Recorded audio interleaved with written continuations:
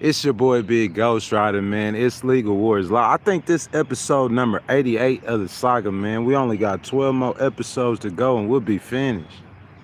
You know what I'm saying?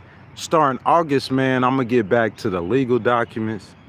You know, I think we're going to do a live stream or a series, I should say, called Ghost in NYC. You know what I'm saying? And we're going to just run that 4 days a week. You know what I'm saying?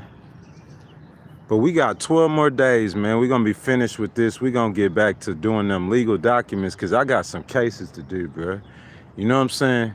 Like, look, man, people, they be talking, man. I'm telling you, man, they'll talk and they'll talk and they'll talk. You know, everything happens in your mind. It's a mental thing. Everything is mental. So I'm saying what my opponents do, man, you know, and what people do is they're going to try to break you down mentally. They're going to try to make you believe the lie. Because what my opponents are saying is a lie. I already got paid. All I'm doing is waiting on the check, bro. I'm already paid. I heard all of this in Texas, man. You know what I'm saying? Bro, I told a federal judge, it don't matter how he ruled, that company's still paying me. He ruled against me, unfortunately for him, and guess what happened? That company still paid me, bro. I'm already paid. You can't run no psychological operation on me and try to convince me that I'm not gonna get something that I know is already mine. It's already mine. You understand that? It's already mine. Listen, not only am I getting paid off of cases I have up here, I'm saying I got a $40,000 payment back in Mississippi. I'm already paid, man. You know what I'm saying? So, guys, we got to get away from the propaganda, man. And I think that's where we're going to start at this morning, man. People stay in an imaginary world. I'm saying, I know, listen, there's organizations. We'll talk about like organizations like maybe the CIA or the Mossad intelligence organizations where they play psychological. They have a actual group within their organization called Psych Ops, and they try to run psychological operation. The whole purpose is to control your mind. They want you to see what they want you to see and believe what they want you to believe. And they're going to try to put the story before you in the way they want it. You say, Ghost, make this make sense, President Trump and ICE. That's what we're seeing. The same thing. That is a plague within the United States government. That's not President Trump. I'm saying, listen, that's not Kristi Noem. You could blame that on Kristi Noem. The Democrats going to make it seem like it's a Kristi Noem problem, like it's a President Trump problem. That's a plague within the United States government. A plague. They're going to tell you what they want to tell you, and they want you to believe what the picture that they want you to believe. It's propaganda. It's based and built on lies. We have to change. You say, Ghost, what you talking about? JFK's death? You see how I did that? We going back to John F. Kennedy's death. Propaganda and lies spewed by the American government. The American people didn't believe it. Martin Luther King's death. Propaganda and lies and cover-up spewed by the American government. Let's go all the way up to today. Charlie Kirk's death, Jeffrey Epstein's death, President Trump's assassination attempt. You know what I'm saying? Propaganda and lies spewed by the federal government. We got to stop this.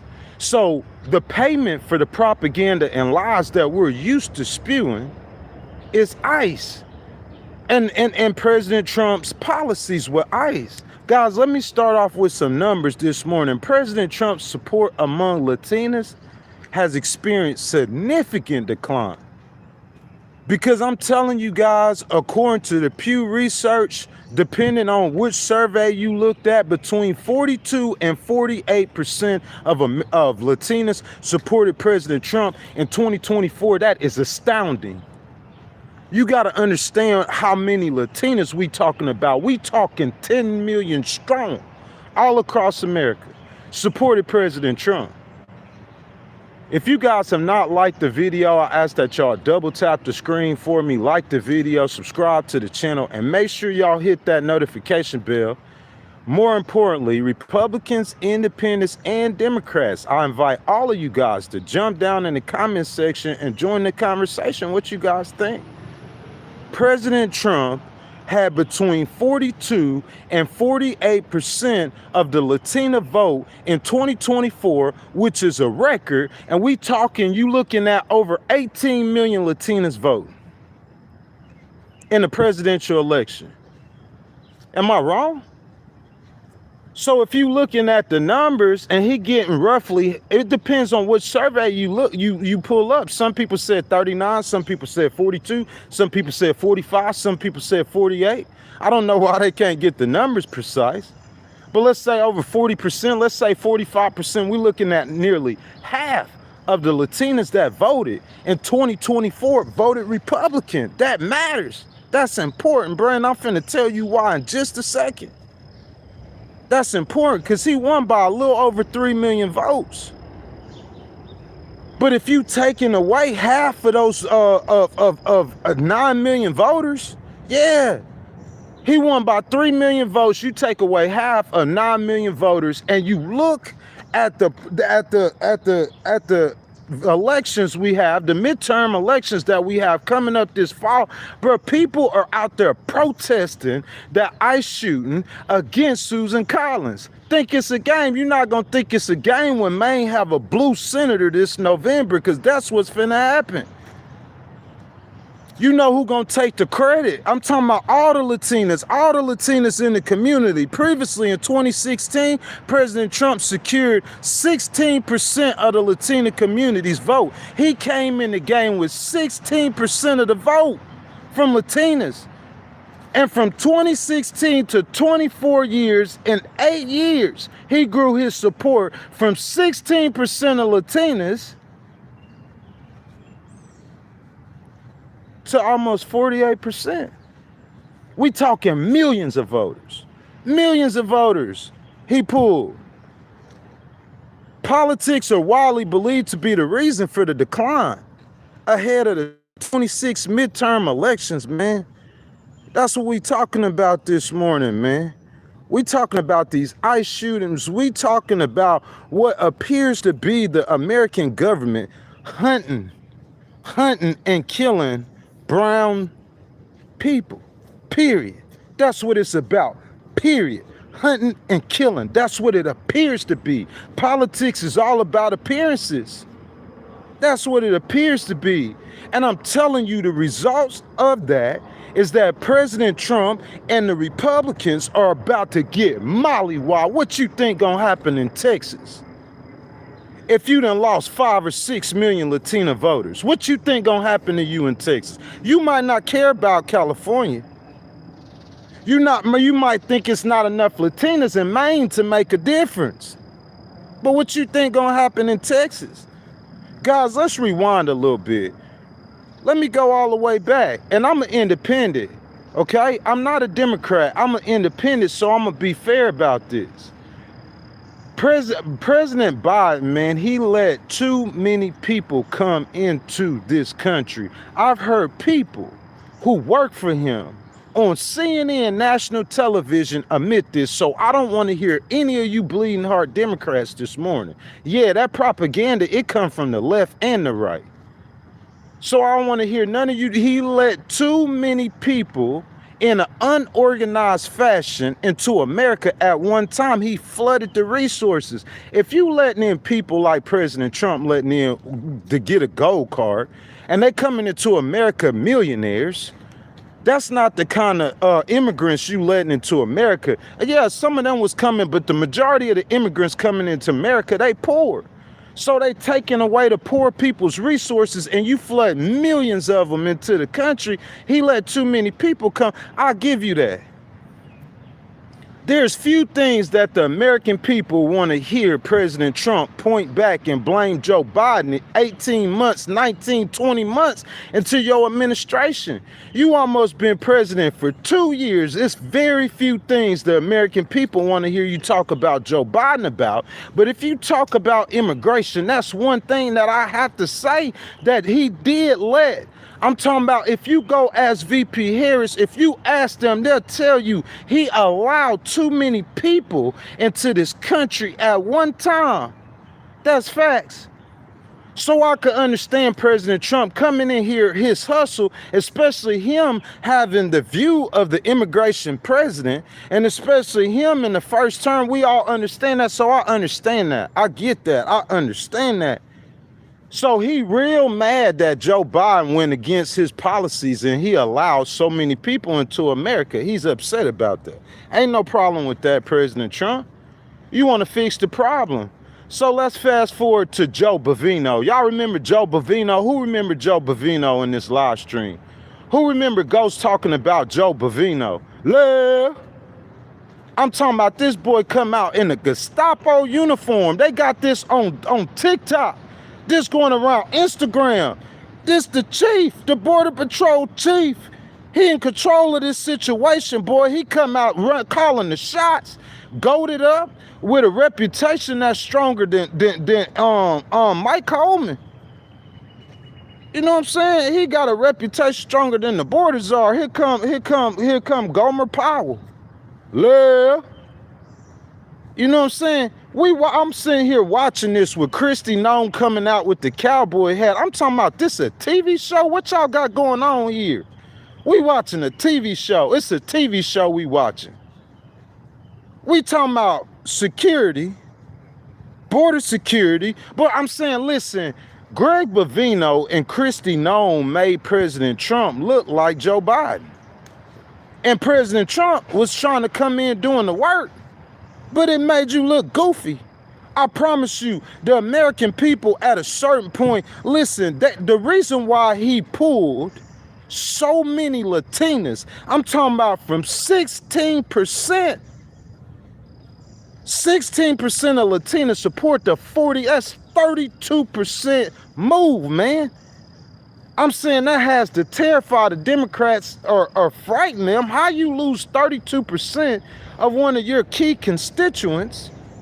And we talking about, bro, there's millions. You looking at, what, over 40 million Latinas in America today. 40 million. It's a bunch of them, bro. I'm telling you, it's a lot of them. You looking at close to 18 million. You can expect 18 to 20 million Latinas to vote in the 2028, 2029 presidential elections. Facts. You can expect that. So that's what I'm saying. This is how you lose such a large block in a large constituency of brown people. You got a man coming out looking like Adolf Hitler, a man looking like he back in the German Nazi regime. I'm serious. Y'all should have seen Greg Bovino, the coat that he had on. Man, this man walking around looking like Adolf Hitler with a Gomer Powell haircut. He got a military buzz Gomer Powell haircut. And I'm talking about, I'm watching a video, bro, and the video come off and everything stopped. And they like, here comes the man. And they got Gomer Powell jumping out looking like something like a Humvee. And he walking down the line, bro, and all the ICE agents, they like standing. I'm talking about, bro, you out here clowning. And then here come the death of Renee Good. Unserious people over policing. Untrained police officers. I'm going to tell you like it is. We went through all of this. And the thing about propaganda, the thing that's going to get you with the American people is because you lying to them in their own eyes. You trying to make the American people believe your lie. This woman come out and tell us that this Kristi Noem was about to attack the ICE agents with her car and she a terrorist. But that's not a Kristi Noem, Renee Good was, that's not a Kristi Noem problem. That's not a President Trump problem. I'm not taking up for them. That's an American government problem. Joe Biden do it too. President Obama, I'm sorry, I love you, but I got to give y'all the real this morning. President Obama do it too. It's propaganda. It's lies. Your truth, your reality is based in a lie. But you don't care because you write it off as it's for the good of the American people. Oh, I'm doing something for the good of society, so let me walk around lying because you're not smart enough to have a strategy to do it based in the truth. That's why you always losing, because you stay lying. I see that in my personal life dealing with military and government types. Boy, you not finna walk up to me and tell me I'm finna lose something that's already mine. Trying to convince me to do something you talking about, bruh. Stop being fake. Be real. That's the problem. We see that all the way through our governments, on the local level, on the county level, on the state level, propaganda and lies. You living in a lie. And they coming out here and they telling us, Kristi Noem telling us that, hey, this girl tried to attack the ICE agent. What? And we watched the video ourselves. Oh, that's what really happened? Is that what really happened? Renee Good intentionally went out there to a terrorist to run over ICE agents with her car. Why she laughing and smiling at her? She's such a bad person, ain't she? She evil, ain't she? Your propaganda and lies. That's what's gonna get the Democratic Socialists elected. That's how God make you pay for that. Your propaganda and lies, Christian Republican Party. Stop lying. Stop lying to the American people. Then here come Alex Peretti, and I'm saying the same. Kristi Noem, she come back and tell the same lie like it ain't nothing. Looking the American people dead in the face. Oh, he came out there with a gun to harm ICE agents, and we watched the video. Is that what happened? I'm saying the add insult to injury, we talking about American citizens that are being killed by a government agency. You inept, you incompetent. That's called incompetence. Incompetent. Say it with me one time. Incompetent. I'm talking about at best. The Democrats say you evil. AOC and them say abolish ICE, but I'm trying to be independent about it. At best, you incompetent. At best. Incompetent at best. You trash at best. Let's be real. If this was a football game or a sporting event and you seeing the government behaving like that, bro, you trash. You say you hot garbage. You out there, American citizens are getting killed. American citizens. This ain't by the Minneapolis Police Department. This ain't George Floyd. This ain't by the Minneapolis State Police. I'm saying this is happening by the federal freaking government. President Trump don't understand. Yeah, you are the chief law enforcement officers, but most domestic issues are going to be settled by the states and the courts, not by you. Most domestic issues. So I'm saying if you got your binoculars out or you got a problem in Minneapolis with these people because they out here with these whistles, train your officers, period. We don't want no errors. Zero errors. Zero errors. Listen, under Joe Biden, I'm saying you thinking that the police did. I'm talking about federal agents didn't kill American citizens under Joe Biden. It happens. We understand that. But the problem is you coming out on national TV and you gonna tell a propaganda lie to the American people. So you fire Kristi Noem. She gone. 20 minutes in, let's not dwell on that. You fire Greg Bovino, he gone. Congratulations. And you know what we get behind the firing of Greg Bovino and Kristi Noem? Which you guys know on this Legal Wars Live, Greg Bovino need to get fired. He was fired within a week. Kristi Noem, your days are numbered. She was gone within a couple of days. Go back and do the research. And after the firing of the clown and the clown master, we don't hear nothing from ICE, completely out the news. That's how it's supposed to be. President Trump, if you got goals to deport 2,000 people a day, and listen, that's too aggressive. That's way too aggressive. You don't put that on them ICE agents. Look, them ICE agents, I'm gonna get to the stories in the news, but these ICE agents chasing people in the car, And they trying to get numbers. They trying to meet a quota. He done gave them numbers and a quota to meet. So they trying to grab people. They trying to snatch people. They trying to get arrested. And boy, this is a white, y'all know those Sprinter vans. This is a white Sprinter van and it's full of immigrants. Oh yeah, we got to stop this vehicle. We don't care. Like, shoot, we gonna shoot one of them in the head. I know that's gonna make it stop.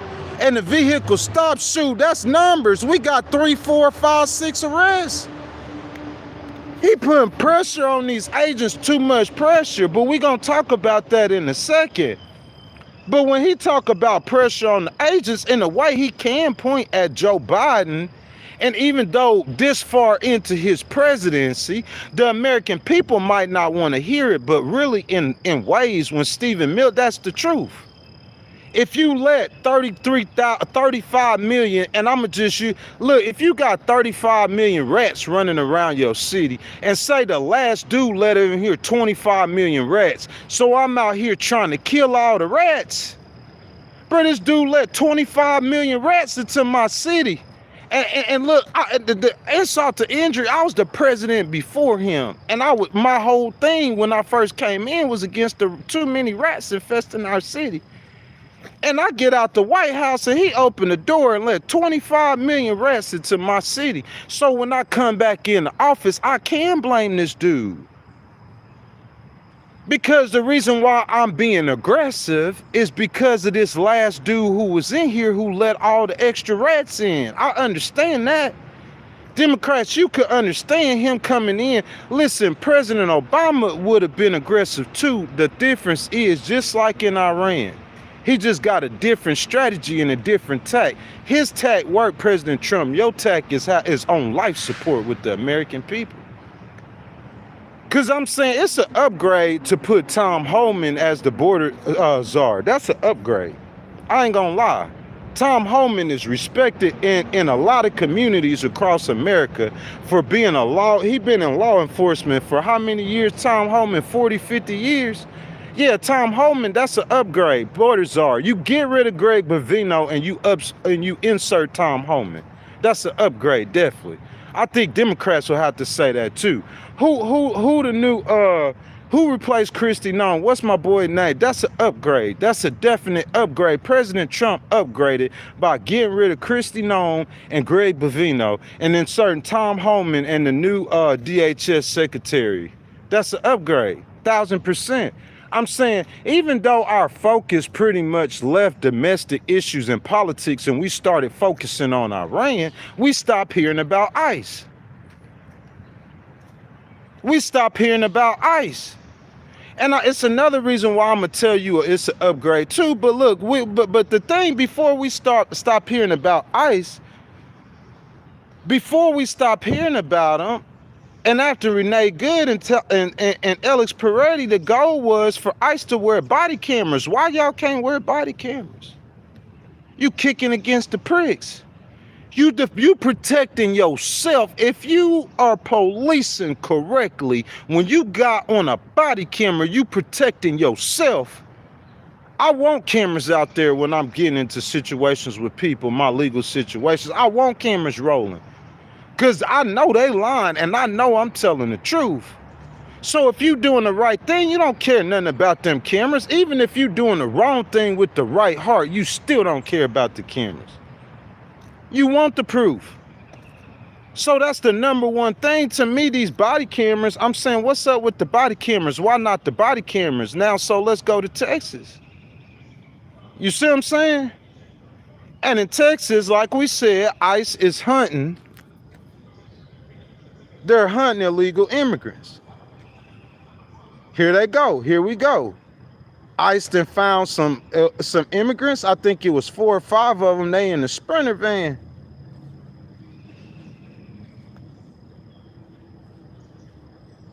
So what you do, ICE? Oh, we gonna go to the passenger side window because you know President Trump said we need 2,000 a day. As many ICE agents as he got, he probably got a quota or a number. They each supposed, or the arresting teams, or the ones that's going out there prosecuting these cases. They probably each got so this group, they probably numbers. I'm telling you, they numbers probably low. Or if their numbers ain't low, maybe their numbers too high. They doing too much. They too aggressive. And so they trying to hit President Trump's numbers, and we need these people to stop. We need this arrest. So he's shooting to the passenger window. And now you shooting people. And I'm saying the story that they telling in Texas is different than what the police. I'm saying every time ICE comes out in one of these situations and tell a story, it's a lie. That's why that I'm telling you how the American people are looking at this. It's like whenever the Democrats do it, or whenever it was done in the past, it's like a little sneaky cover-up type situation that we really don't know what's going on. I'm saying, however, with President Trump and them doing, I'm saying we can see the blatant lies. They'll come out and tell you that, nah, this is what happened, this is what didn't happen, and then the video come out, and that is complete again. So now we, not only us, I'm saying the courts. The court said in 1 month that ICE violated over 2,000 court orders. Somebody Google that and tell me I'm lying, please. Your organization within the administration violated 2,000 court orders in a month. This is a police organization. And if some of y'all don't understand the structure of government, the police is directly under the courts. Those federal immigration officers are supposed to be officers of the court or agents of the court. They working for the court. Y'all ain't in the CIA. The CIA ain't working for the court. The CIA working for the American government. Them police, you an officer of the court. You supposed to obey the court. You not even listening to the courts. That's how, you talking about inept or incompetent. He got the right people in play. I think the man named Mullen who run the Homeland Security, and then you got Holman. You got the right people in place. You saw Tom Holman right after these shooting come out and say that ICE gonna stop doing traffic stops, certain type of traffic stops. That's what I'm saying. You got the right people in place, President Trump. You gotta let them do their job. You need to stop President Trump come after. He's too political. The president is too political to do that job. President Trump don't know nothing about no policing. His opinions, your opinions don't matter. You need to let the generals do their job. Let the CIA do their job. And I'm saying let Tom Holman do his job. He know what's going on. President Trump ain't trying to discipline none of these officers or agents for these errors that's made. Let's go to Maine.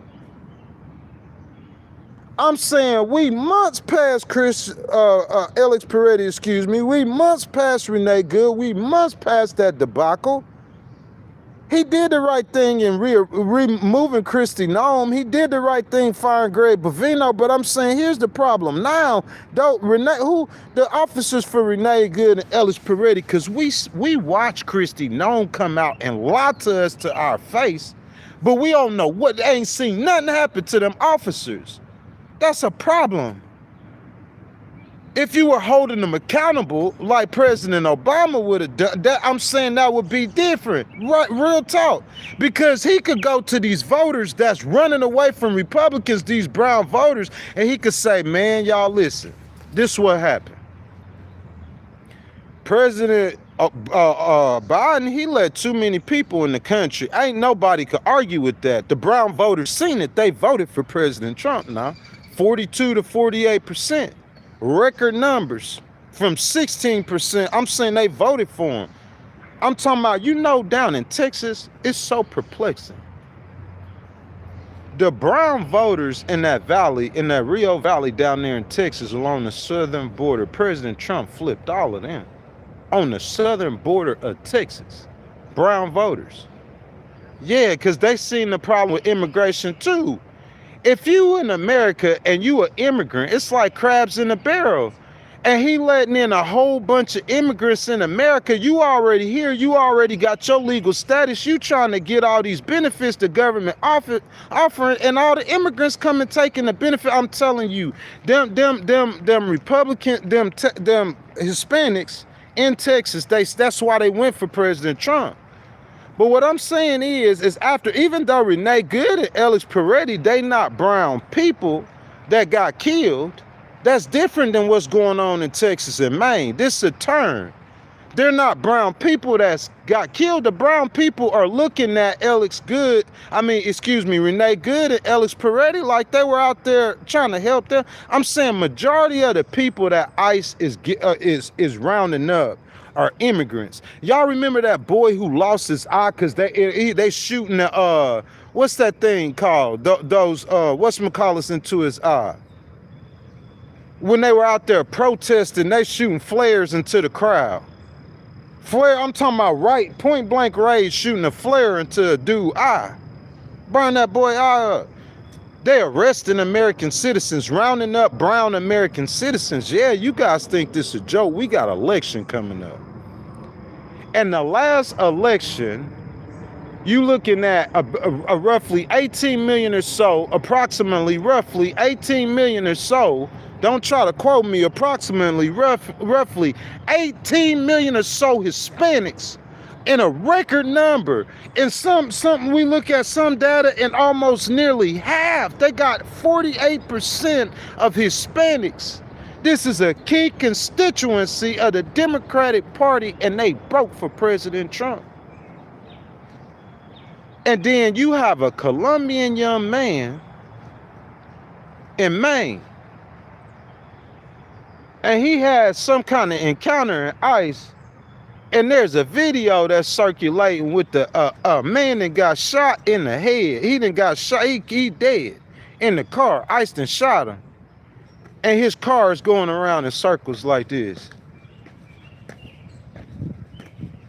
The video is circulating on the internet. ICE done shot the dude in his car going around in circles like this. And ICE gonna come out and tell us that the man was a threat to public safety. Ain't nobody believe that. Ain't nobody believe that. Ain't nobody believe that. So I'm saying, what's gonna happen? Listen, we don't want the brown people to come take our resources. Yeah, that's what other brown people are saying. Nah, don't let them come take our resources, President Trump. We gonna vote for you. Cause see, Joe Biden got it confused. We know you still gonna have food stamps. Maybe they didn't know how much you was gonna cut it. We know America still has programs, regardless of the Republicans. These states got their own programs that help people, but these immigrants, our own kinsmen in some instances, are coming and taking all the resources.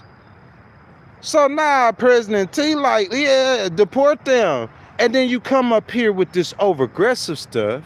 And that's why in 2016, he secured 16% of the Latina community's vote.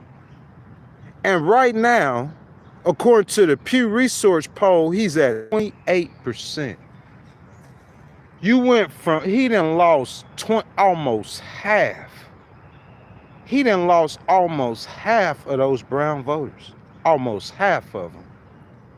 You know what losing almost, and I'm talking about these polls were taken before the killing in Texas and Maine. The polls I'm telling you about Pew Research and others were taken before the killings in Maine and Texas. Yeah, go look up Pew Research. This is where this data coming from.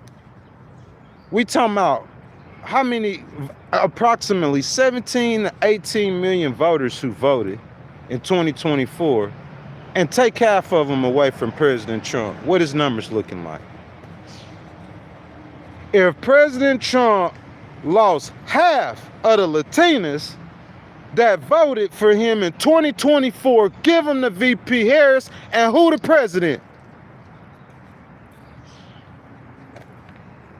I know some people slow, and I know y'all always propaganda and lying. Y'all always lying with this propaganda, but I don't live in your fake reality, or I don't try to create realities. I'm not the creator. God is the creator. I let God create the reality. You understand me? I don't try to play God like some of y'all do. So let's go back to the reality. This the reality network.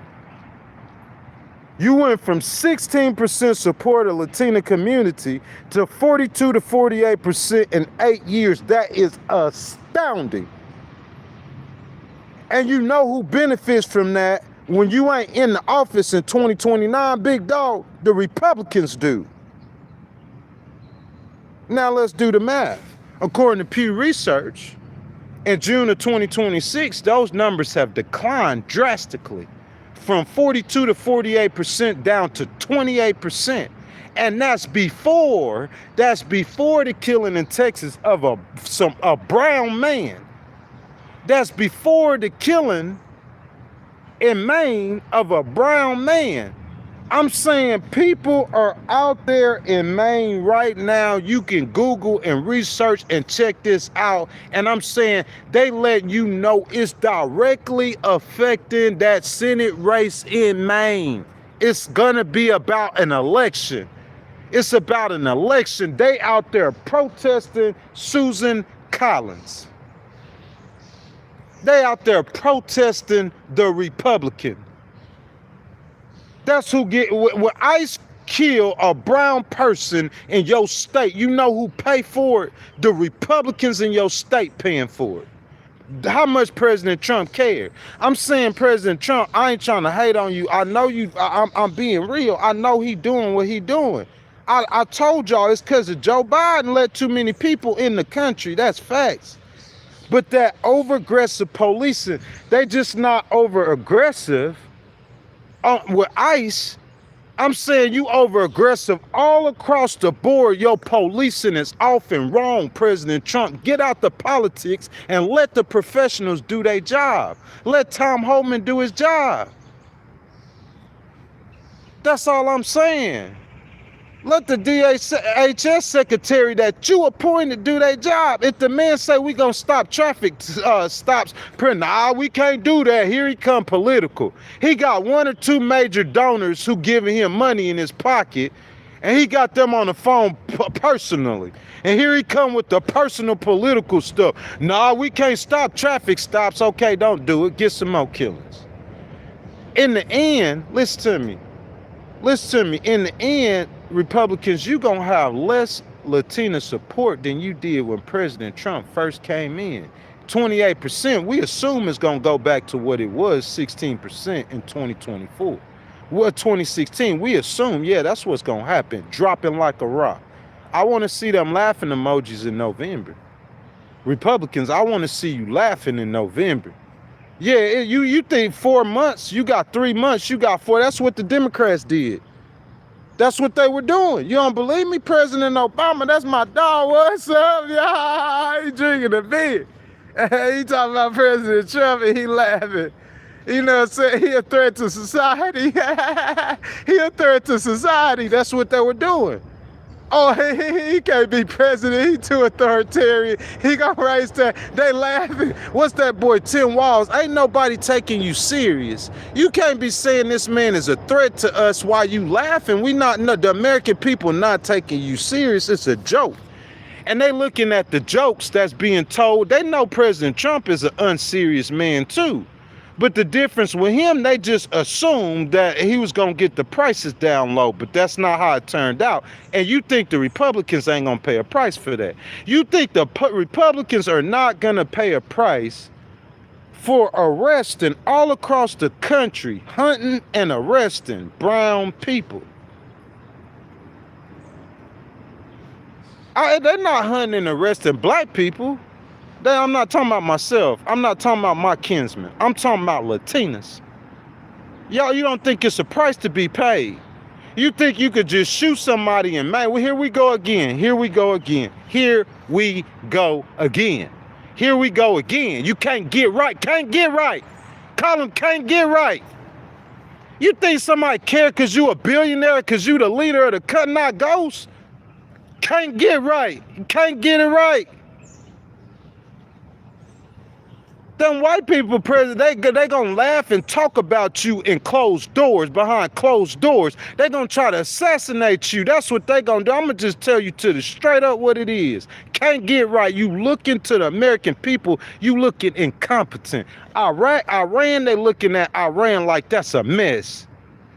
You got federal agents running around, can't stop shooting American citizens or can't stop shooting people. Why you can't shoot? Listen, in any of these circumstances, did anybody have a weapon that pulled it out on you?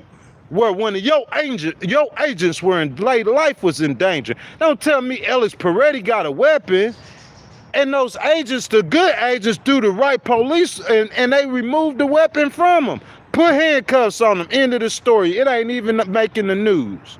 But nah, we gonna jump up and we gonna shoot a man in the back while he on the ground. Come on, man. So a lot of American people think that look like cold-blooded murder. I could give you I ain't trying to call nobody names. I could call high-ranking politicians up here in New England that said that was murder. They said that was murder. That's how it looked to the American people. It looked like, bro, I'm talking about it's incompetence at best.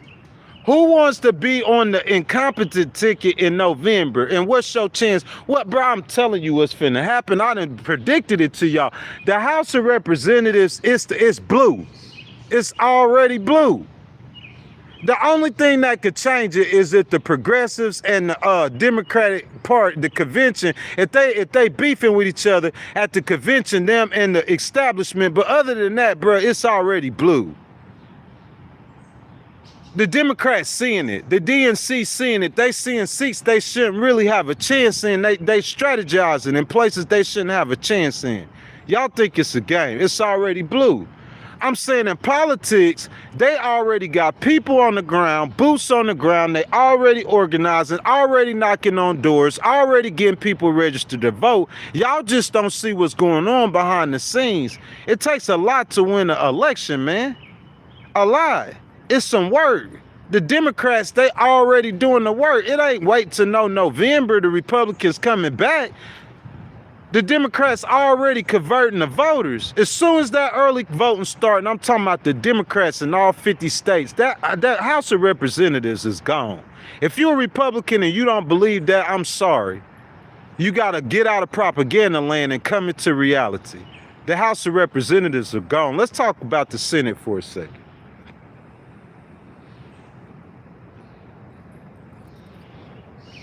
If you guys haven't liked the video, I ask that y'all double tap the screen for me, like the video, subscribe to the channel, and make sure you guys hit that notification bell. You know what I'm saying, guys? Channel memberships, they $2.99. If anyone want to subscribe to the channel, you know what I'm saying, this is the time to do that right now. You know what I'm saying? You guys hit that button with the $sign in it. And your donations are much appreciated. Let's start off in Maine. So you kill a 25-year-old, 26-year-old Colombian man in that community. And you know all the brown people in that community are somewhat affiliated. They know each other. Y'all know how them immigrant communities are. Maybe they don't in the South, but President Trump from New York, he know how them immigrant communities, they just don't think that deep. They stick together. And I'm saying, yeah, we might not want you having these illegals in the country, but we don't want to see that federal agents shooting people and coming out and lying about it. And I'm saying one incident is bad, but you know, that's just human. That's just 2 incidents. Oh, well, that looked funny. You talking about 3, 4, 5. How many people iced and shot now? 3 people dead. You talking about you done shot 5 or more people in these situations. And I'm saying even Ellis Peretti and Renee Good, they white, but I'm saying the brown people look at it as they were out there fighting for them. Because I'm saying primarily, yeah, President Trump, he going after other different types of people, all illegal immigrants, but I'm saying primarily this is about the brown voter. This is about 18 to 20 million people who gonna vote in 2028. This are Hispanics. Yeah, this is about 11 to 12 million Hispanics that's finna vote in November. And so you kill a brown man in Texas. We're going to get to Texas. We talking about the Senate seats now. You kill one in Maine. And Susan Collins is running for re-election, a Republican. If you guys don't believe me, I should have shared the link before I got started. And I'm talking about the citizens of Maine are out there with signs. And they talking about Susan Collins. We saw the rise of Graham Plattner, even though Graham Plattner resigned and he not running on that ticket. I'm telling you, the Democrats are going to perform strongly against her. I don't care what you guys think. It's a different climate and it's a different world. No incumbents are safe. Think about this, y'all. Let's look at Congress and the U.S. Senate. Mitch McConnell, he out of here. Mitch McConnell, he used to, Lindsey Graham, he out of here. I'm talking, listen, which one of us would have thought that Nancy Pelosi, Mitch McConnell, and Lindsey Graham I'm saying, who would have thought this in 2024 when President Trump was running for presidency, that Lindsey Graham, Mitch McConnell, and you put them together, they've been in the Senate in the Congress for over 100 years. They staples, they gone. It's a different world. It's different. The politics are changing in America. Politics are changing. It's not the same. So we looking at a race in Maine with Susan Collins, and I'm talking about, look, you have 18 million Hispanics that's voting, but I'm saying you have 30 million Hispanics who are of eligible age to vote. You gonna motivate people to vote that don't vote. That's number one. Number two, we talking about Susan Collins. We not talking about President Trump. Number three, we talking about Maine. We not talking about Mississippi. We talking about Maine. We not talking about Alabama. The politics are different. Blue candidates have a much better time in that state anywhere in New England. You know that, and I know that. That's what we talking about. So we talking about a shooting that are unnecessary. I ain't gonna say unjustified just yet. Let's the investigation play out. But an unnecessary shooting in Maine of a brown man. You talking about people out there protesting Susan Collins. I'm talking about that shooting is directly affecting domestic politics and will affect domestic politics this November. I don't see why you don't understand this. President Trump not running for a re-election, so he doesn't care. But because he don't have to run for re-election, what he don't realize is that them Democrats control the Senate. I promise you, I'm gonna play this back to you. I'm gonna play it back to y'all.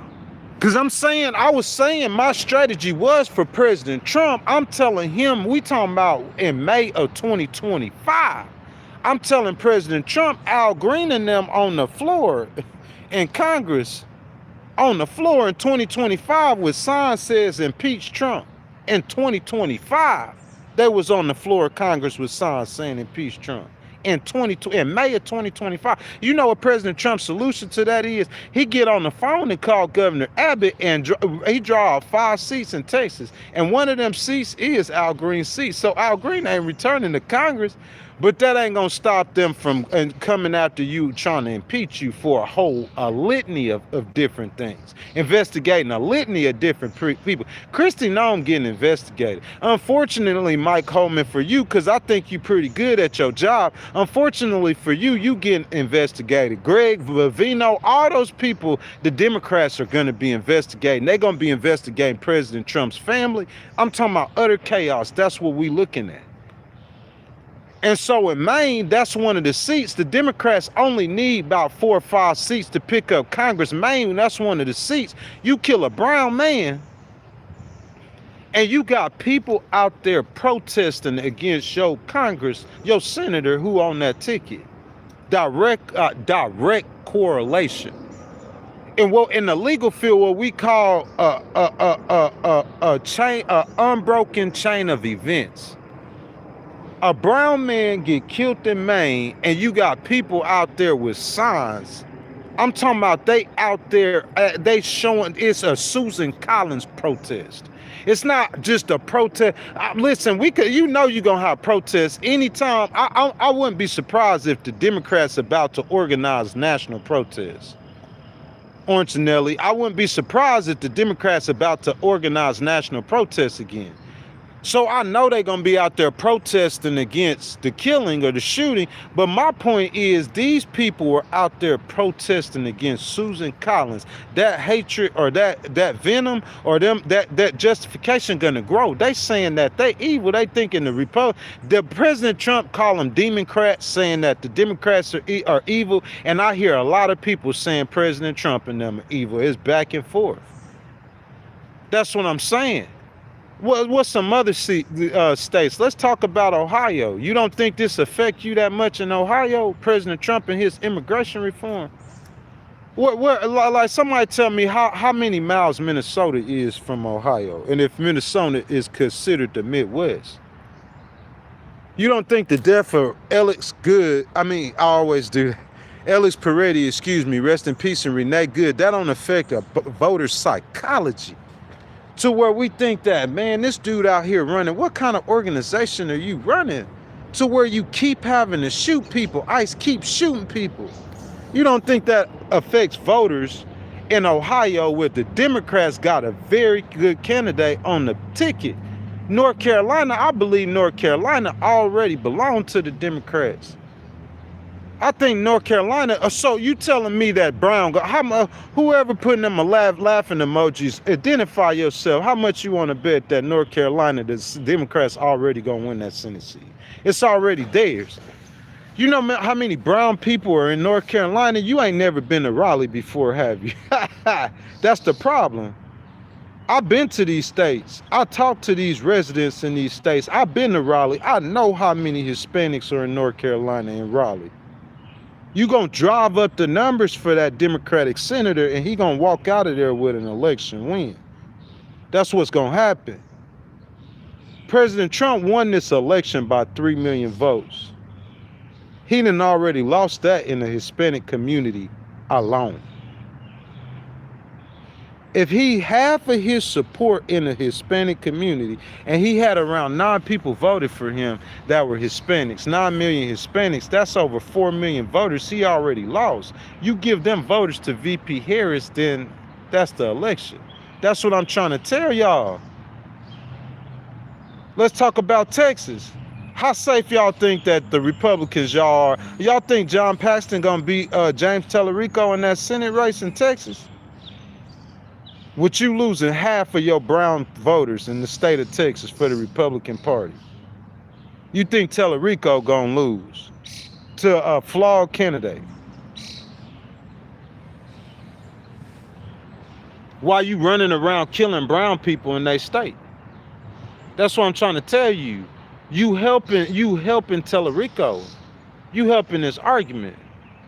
If he know how to argue, if he know how to campaign, if he know how to draw correlations, if he know how to say, hey, listen, my argument for Tellerico, how can you trust another Republican in office with ICE? We have to put checks and balances on President Trump. We need not only the House of Representatives, but we need the Senate as well. If I was a Democrat, I'd be selling that. Y'all, how many American citizens do you want to die? With this man and his over-aggressive policing policies, that he not even holding them responsible for what they doing. The agents or the officers, that's why they continue to do it. That's why we continue to have shootings out, because you're not holding them responsible. That's directly you. Your leadership, that's directly you.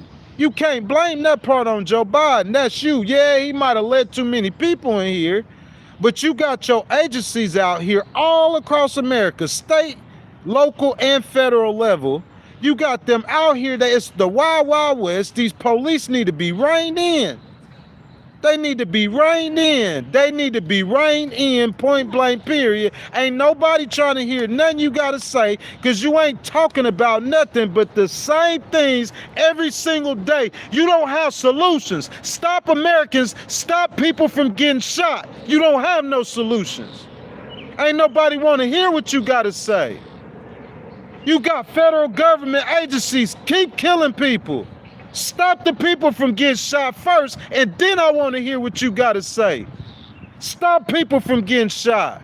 Get the leaders off the Epstein list. Fix the 39 trillion. You got a litany of problems, and you over here running your mouth about the wrong stuff. We see that in the communities. They running around harassing a disabled veteran, and you got crackheads and dopeheads and fentanyl people all around your city. Oh, we can't fix that, but you can fix this. You can't fix nothing. That's the problem. Incompetence. You could blame it on President Trump. You could blame, but we've seen it throughout our government. Oh yeah, who want to blame it on President Trump in here? Who want to blame the incompetence on? Because I'm going to tell you, the deep state, whatever President Trump call it, you see the same thing. It don't matter who the president, how JFK got killed. Because they done gave us a story, some lies and propaganda. It's how Martin Luther King get killed. They gave us propaganda stories and lies. Kristi Noem ain't the only one giving propaganda stories and lies. The American government been doing that for decades. You living in a lie. I don't live in lies. I don't live in propaganda. I don't try to make things be something they not. You cannot use military operations, what they using against American enemies, that don't work on American citizens. A military, let me say it, some of these people slow, they'll never get it. They'll never get it. They'll never. They just, it's just, they won't get the wisdom. They stuck. They stuck. They can't see it.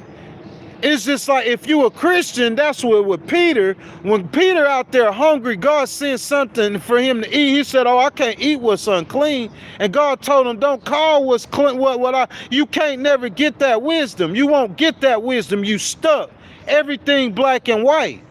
Everything black and white. And if you know, like I know, if you got the knowledge I do, the devil gonna come twist it and he gonna come confuse you. And that's how you end up killing Jesus. Because you can't get off the black and white. They running around calling God a drunk, calling God a wine bibbler, saying he hanging with sinners and tax collectors. That's how you do that if you religious and spiritual people. Because you cannot get paid. You don't have the wisdom. God didn't give it to you. God might have gave it to some preachers who might have had the wisdom, but your wisdom gone. You too old. It's time for you to retire. You too old. You still using outdated, and the stuff you using, it might work on some people, it might work in some situations, but those critical moments, Iran, Afghanistan, Iraq too, Vietnam, those critical moments, it's our whole American government that has this issue. The whole government. Trying to play God in situations. Trying to play God. You can't play God, man. Stop trying to play God. They running around teaching regular citizens how to do this crazy stuff. Psych ops. Dude out here in the park trying to tell me that I'm not gonna get no settlements, bro. You do the same. It's, bro, I promise you, every single day they wake up on the same page of nothingness. It's like they think because I live my life, I get my girls, I have sex, I got money, and I drink. But on the inside, God said they full of dead man's bones on the inside. They insides. It's your insides. It's your insides. That's why President Trump, people calling you wicked and evil, because they viewing your insides. On the outside, you might be in church. The Bible, how the Bible say it, they sit in the temple, you know what I'm saying? They pretty. They got, you know what I'm saying, the caskets, they pretty, but on the inside it's full of dead man's bones. Your inside is rotten. It's stinking. You worried about somebody's feet stinking or somebody musty, your insides is musty. Your personality stinks. That's what I'm saying. The way you live your life, you live in propaganda and lies. You trying to play God, man. Waking up every day, there's so many things that you can organize your communities to do for good other than harassment of people. It makes no sense. Bored men, bored old men, too much money and too much power. And I'm saying America is being led down a path of, in my opinion, I mean, just look at it. Just look at it. The Republicans gonna find out in November. You gonna see what I was talking about the whole time. I've been preaching this since last May. I've been preaching this since last May. And President Trump still ain't turning, still ain't listening, doubling down, tripling down. American citizens are still getting killed. We start preaching it, guys, with I'm looking at what's going on, and I don't hear nobody talking about Greg Bovino. No, I didn't hear a soul talking about Gomer Powell. That's what I call the man, Gomer Powell. I'm talking about I consume a lot of media. CNN showed the video of him jumping out the Hummer or whatever, looking like Adolf Hitler. He hunting and killing brown people. They showed the video. But I didn't hear them really talking about like the problem. I'm giving the solution. I'm talking about I'm on a cell phone and I'm just watching what Tucker and Candace and them saying, what Don Lemon, yeah, left and the right. I watch everybody. I watch Fox. I watched Sean Hannity 2 nights ago. And I watched NBC, MSNBC the very next night. I watch everybody. So when I'm sitting here and I'm listening to what they saying, and I'm saying, I'm looking at this situation, and they talking about Ellis Good and all the TV pundits, they giving all kind of, man, I'm looking at Gomer Powell, and I'm saying, bro, Gomer Powell is your problem. You can't have no leadership like that, no goofy, I almost said the N-word. You can't have no goofy dudes running a serious organization like that. That dude goofy. He got, I promise y'all, Greg Bovino, he got that Gomer Powell haircut. This dude in an Adolf Hitler uniform, and he walking down the line, and he got the ICE agents, they like standing in formation, like he coming down the line, like, and they playing some music. And I'm talking about, he got this video on his website, Christy Known with her cowboy hat, putting that, and I'm saying this married woman, she over there with Corey Lumadow's, they being just like you, President Trump. I hate to say that, man. It ain't just him, though. It happened in the Republic. It's your insides, my brother. You could get have as much sex as you want to. You could get as many billions as you want to. You could get, but it's your insides. It's your soul. It's your insides that's going to matter and count. You don't have to believe that. You could think that's a joke. That's on you. When it's time for you to die, I want you to put them a laughing emojis up. When you laying on your deathbed about to go stand before the living God, I want you to put them laughing emojis up. Because see, Steve Jobs, y'all know who Steve Jobs is? I got a lot of respect for Steve Jobs. You know what I'm saying? That man put the whole world in the palm of your hand. Steve Jobs did that. He was very instrumental in doing that. When Steve Jobs was about to die, he said it's a 50% chance it's a God. He wasn't saying that when he was alive. He lived his whole life like it was a 0% chance that he was a God. But when he was about to die, when they about to die, when you about to stand, when you about to leave this world, it ain't gonna be funny then. All you gonna be thinking about is your insides, because you can't take $1 billion with you when you leave here. What dead person you know took $1 billion with him? What dead person you know took the girl, all that sex and them Ferraris with him? Which dead person you know took that with him? When you die, the only thing gonna matter is your insides. Because your consciousness is the only thing that's gonna exist past this world. Does it make sense? Your consciousness is the only thing, your soul is the only thing that's going to exist past this world. That's a collection of your thoughts and your emotions and your experiences. That's the only thing going to exist past this world.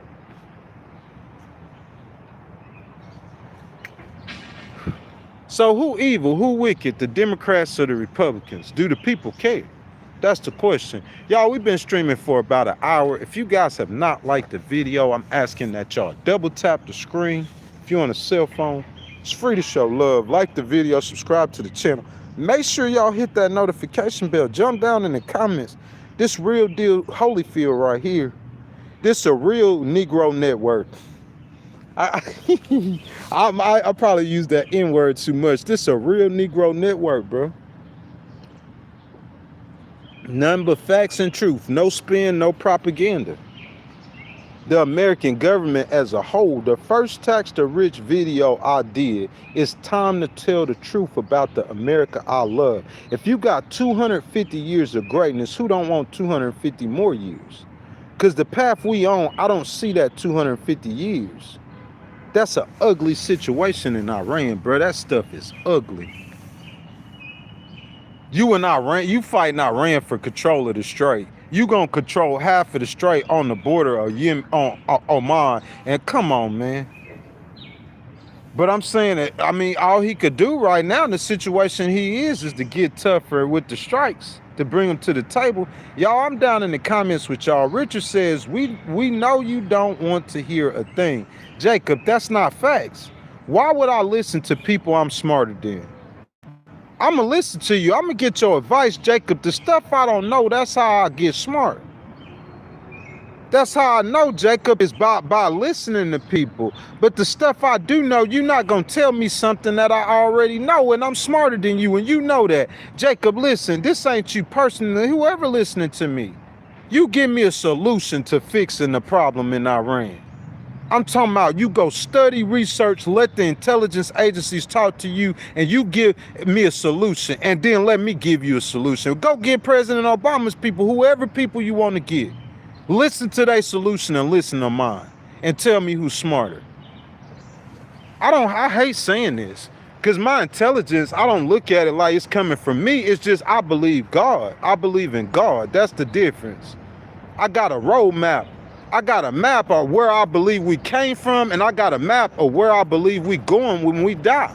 So I live my life according to that map. If you travel from here to California and you ain't got no map, I'ma bump into you in Kansas. You just lost. You wondering. You don't know where you came from, and you don't know where you going when you die. I believe in God, and I believe, so that gives me, he said the Alpha and the Omega, the beginning and the end. So I know how we got here, and I know where I'm going when I die. I got a roadmap, and a roadmap got 66 books in it, and it's called the Holy Bible. That's my roadmap. That's how I live through life. That's how I travel through life, with that roadmap. So I'm saying I got 66 books. I know what God's saying. I'm 46 years old. I got wisdom, and I hear the advice you give in situations, and I hear my advice, and I'm smarter than you. A man told me that pain changes things. That's what he told me. Changes things. Pain changes things. Yeah, it might change it. What it change it for, the better or the worse? What it changed for, the better or the worse? We don't know. Look, the supreme leader, his daddy died, his daughter died, and he disfigured. Pain changed him, didn't it? Did it change him to benefit the Americans? They got stupid idiots running things. This dude work in the government. Pain changes things. So he running around trying to inflict pain on people because he think that's what's going to change him. So you inflict pain on the supreme leader, you idiot, and what you get from doing that? You stupid as could be. You know what changes things? You know what changes people? The blood of Jesus Christ changes things. The blood of Jesus Christ changes people. I was talking to my mama about that last night. I should have told my homeboy LJ that yesterday on the live stream. 18 years I've been clean of painkillers. Ask the people, listen, in my crowd, bro, I lost probably about 7 to 9 friends off of drugs. And my classes that I sat in was 88 to 92% white. The majority of the time I was in the Ocean Springs. Look, you could talk about Mississippi, but the city I'm from, Ocean Springs, is top 20% per capita in the whole Southeast. I think the regular person in the city I'm from, the average income per head is probably about 60 to 70,000. right at the U.S. average. It's different than in the rest of the places in Mississippi. These weren't poor white kids. That's what I'm trying to tell you. And I'm saying they making $70,000 in Mississippi per year. These ain't poor white kids. Making $70,000 in New York, you broke. Making $70,000 in Mississippi, a completely different situation. And that's the city I'm from. You see what I'm saying? So I just want y'all to know it's not that I'm not listening to you. I'm not going to listen to your advice when you don't have the wisdom that I have. I have wisdom. These people running around here trying to correct me from doing certain things in my life, but they know I got more wisdom than them. I'm talking about these are 70-year-old men that know I'm smarter than them. They know it. So it's everything I'm doing in my life, it's a reason I'm doing it. Listen, if you could get a brand new chessboard, then you could probably tell me the way I should be living and the moves that I should be making. If President Obama had to deal with Iran, he could tell you the moves you should be making. But I'm saying in this situation with Iran we in right now, we got to go from where we at. In my life, I got to go from where I'm at. You can't try to get my life to where I'm going to live like I'm going to be all the way. Nah, bro, I was addicted to painkillers, bro. I would take 3 to 5 Roxy. Y'all know what Roxys are? Y'all know what Oxycontins are? I'll lick the coating off of Oxycontin, and I'll snort the whole thing. I was addicted. I was a drug addict. If you ain't never been a drug addict or you never had an addiction problem, you can't talk to me about no addiction. I'm saying I walked straight up out that addiction. Them painkillers were knocking off kids across the country, left and right. It was an epidemic. Them kids would die more of painkillers than they was from people killing each other. A straight epidemic. And I was right snap dab in the middle of that epidemic. Bro, we went to Temple one time. This girl over there trying to, bro, I promise you, you know they had pill forms out in Florida. You know what I'm saying? You go get them pills from Florida for $8. You come back to Mississippi anywhere else, you sell them for $30. Straight from the streets, they going straight in the pharmacists. The pharmacists taking them pills and flooding the market, they don't care what no kids dying or not. You see what I'm saying? I was addicted to them and I walked straight up out of that addiction, boy. I didn't go to no rehab, I went to Jesus. I didn't go to no rehab, listen, a man during that time when I was addicted to painkillers, he told me a story. He says, listen, he called me Darnell. He said, Darnell, a brother in Christ named Mr. Jesse, Brother Jesse, he had went through a situation to where that man had got clean and rid of painkillers. He was clean for 14 years. And he went back to the dentist one time because of some real problems he had, started taking painkillers, and he went back, left his wife cheating on his wife, fell right back into drugs. He told me that. See, I'm smart. I listen to wise people. Y'all think I don't be listening. I told my mama last night, I might talk a lot, but I listen more. I listen to people, the words they say. I just listen quick. Everything I do, like in the books, is quick. I read quick. I could read a page in like 3 seconds. Ask my mama, she's seen it. I read that whole legal document in about 2 minutes. I know exactly what that judge saying. Sometimes I miss stuff because I be reading so fast. And my mind can't keep up with how fast I can bring the information in. You know what I'm saying?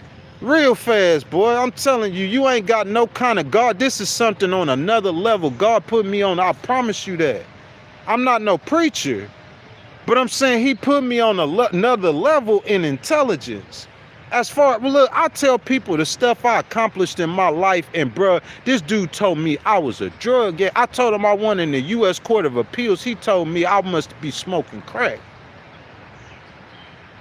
The stuff I accomplished in my life, they don't even believe it.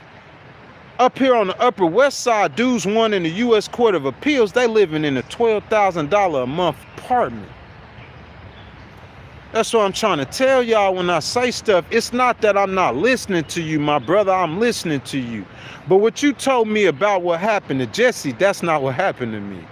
I quit them drugs 18 years ago in 2011. Although I didn't become a Christian, I made a promise to God. Forget what I told everybody. I made a promise to God in 2011. Forget the profession. I got on my knees in a quiet room and I told you, God, if you get me through this, I said I never sell another drug in my life. I never take another painkiller in my life. It almost brings tears to my eyes. And when I told God that, he knew I was serious. He know the kind of dude I was. He knew I wasn't lying. He knew I wasn't lying. And since then, bro, I used to sell drugs in the Army. That's what my conduct, it was for. I was selling drugs, 22 selling drugs. I got caught felonies.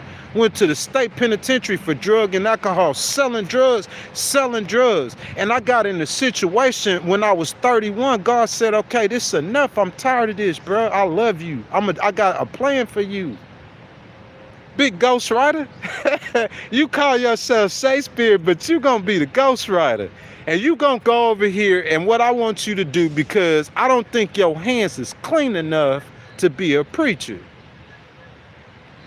See, my mama wanted me to be a preacher, but I was hard-headed, and I went out there and I committed wickedness to where when I knew, I went against what I knew was right. That's different. You have some people, they were real bad and they become a preacher at the age of whatever, but they didn't go out and do whatever they did and came back. I went out and did wrong. So when I came back, I knew I wasn't going to be a preacher, but I wanted to do something big. And I wanted to do something big for my society in the name of God. Everything I do in the name of God.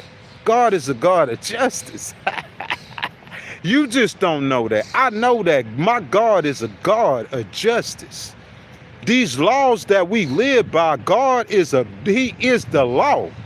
More than he is love, he is the law. He gave us the laws that we live by, and he gonna judge us by that. You see what I'm saying? So I said that's what I wanted to do, man. And I'm saying them 18 years since 2011, I hadn't sold one drug. And since 2011, I've taken pain pills from the dentist, but I not went to the street and bought one pain pill since. I hadn't taken a pain pill. I think so 2014 or 15, I had to get a tooth pull or something like that. So I went to the dentist. I probably got 3 scripts. After them scripts was gone, I ain't thinking about no pain pills. God took it from me. God put me in a situation where I met a female. I wasn't out selling drugs, but I met a female. And this female, she took a certain kind of pill and she needed the pill. And them 10 pills about $60 a week. And she want to buy them. She got money for me. That's what you don't understand. People, this is a certain particular situation. They don't understand that. See, I know things you don't know. I got a wisdom you don't have. I got a relationship with God you're not aware of. And I know I made this promise to God. But this girl that, I'm being promiscuous with, she want these pills. And she got the money to pay for them. They trying to make it seem like I went and got pills and I'm holding the pills for the girl to do something with. That ain't me. That's not how I was getting down at that time. Because I made I knowing if I get her money and if I go pick up them pills and give it to her, then I'm selling drugs. I promised God I'm not gonna do this. So you know what I did? I just bought the pills myself and gave them to her. I wasn't even a Christian. I didn't get saved till years later. You see what I'm saying? Because as a Christian, it ain't no way in the world I'm going to be caught nowhere near that situation. But God tested me. He gave me a female that I really liked and that was really satisfying every desire I ever had in my heart with a woman. I promise you, this one was. She a little wild, little freaky little thing. I love that little thing. I still love her to this day. You see what I'm saying? And she used to come over and we used to get at it. So this somebody that you gonna do whatever she asks, almost anything this girl asks you to do, I'm finna do it. That's my little baby. We might argue, but that's my little homie. She used to drive my car and everything while I was working. She'd come get my keys and be gone. All over Biloxi and Gulfport in that little Acura. Like, she'd come to the apartment. I get a girl key to the apartment. You know you got people like that. You know what I'm saying? And she's saying she got a real physical illness with a real physical doctor, a real illness that requires her to take a certain kind of pill that the doctor ain't getting enough of them for, and I got to get the rest of them for out the street. But she got the money to pay for them, but I promised God that I wouldn't sell the drugs, so I just went and got them and gave it to her. That's what I'm saying. It's not, Jacob, I told this story as an example. It's not that I'm not listening to the advice that people gave me. How you think I got where I am in this part in my mind and maturity? The money's already there. It's just not in my hand yet. I'm not worried about that. I'm talking about me as a person. I worry about how I perform on my legal cases and my legal documents. I worry about my performance. I'm not really focused on the money as much. The money gonna come. If you ain't gonna win up, if you worried about the money, how you gonna win in the U.S. court? You too focused on that. The money is on, it's already there.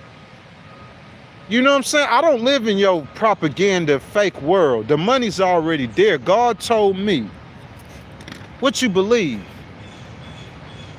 Terry Collins, you either gonna trust God or believe the devil, right, my brother? What you gonna believe? God told me if I go in the room and get on my knees and I pray and I ask something for him in prayer, let me do this out in the middle of Central Park. I'm not ashamed of the God. I'm not ashamed of my God. I'm not ashamed of Christ. Y'all see, I'm on my knees in the middle of the park. I don't care who see me. I'm not gonna be like make a mockery out of God, but I'm just letting you know that, yeah, this is what this is. God said if you don't confess him in front of men, he's not gonna confess you in front of his Father in heaven. You see what I'm saying? I got on my knees. And he said anything you ask him in prayer, he said when you get up, if you believe, what's that scripture say, y'all? It's already yours. God said it's already mine. Hey, what Rod Wayne say? What Lil Durk said? I already won, boy. You don't know where I came from. I already won. I'm just walking through something right now.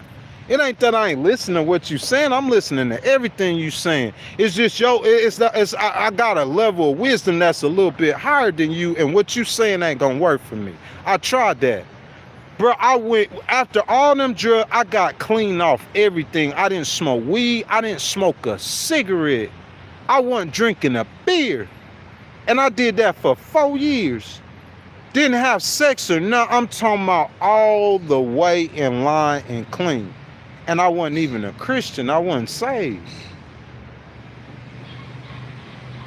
People need to become Christians. Being clean and being sober ain't what's gonna get you into heaven.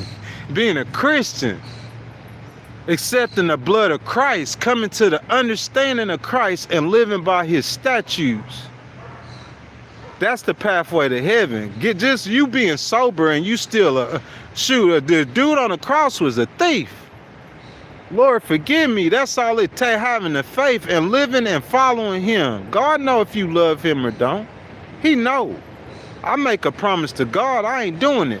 I lost a job. When I first got an apartment, I lost that job just because I wouldn't stack a beer cooler. That promise to God about selling drugs, that mean I used to buy, like, not children, I'm 21, I got friends 18, 19, I bought a beer. Get caught contributing to the delinquency of minors. I ain't even gonna stock your beer cooler. God tested me. I won't even stock your beer cooler. I'll lose my apartment before I stock a beer cooler. I'm not gonna do nothing to help nobody get drunk, get high, or nothing. Nothing at all. Those days are over with. I used to be a drug dealer. You don't know who you talking to. I'm a whole new creature. I'm not the same person I was, brother. People who know me, they know I'm not the same person I was in my 20s. I started having sex with a bunch of multiple women. I'm not the same person I was in my 30s.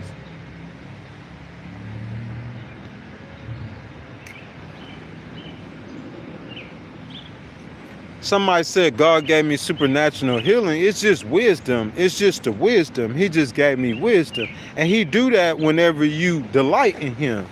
That's what I'm trying to tell y'all. I done made promises to God on my knees. Y'all don't understand the relationship. I done went and got on my knees and I said, God, I promise you, you talking about somebody who, if you ask my mama, she probably tell you I would have took them pills was gonna kill me. They was gonna kill me. I was in a situation where my life was being threatened, bruh, off of them pills. It affected my life to where I'm talking about my life threat, my mama, I'm going in and out of jail. I'm sick as a dog if I don't have a pill. I'm talking about laying on the couch. My mama couch can't move if I didn't have them pills. Sick as a dog. It's not a mental. My body wouldn't let me get up off the couch if I didn't have them pills. I was a slave to them pills. Cold turkey, no rehab or nothing. 18 years, ain't touched the pain pill outside the dentist. Used to sell drugs, bro. 18 years, ain't sold a pill.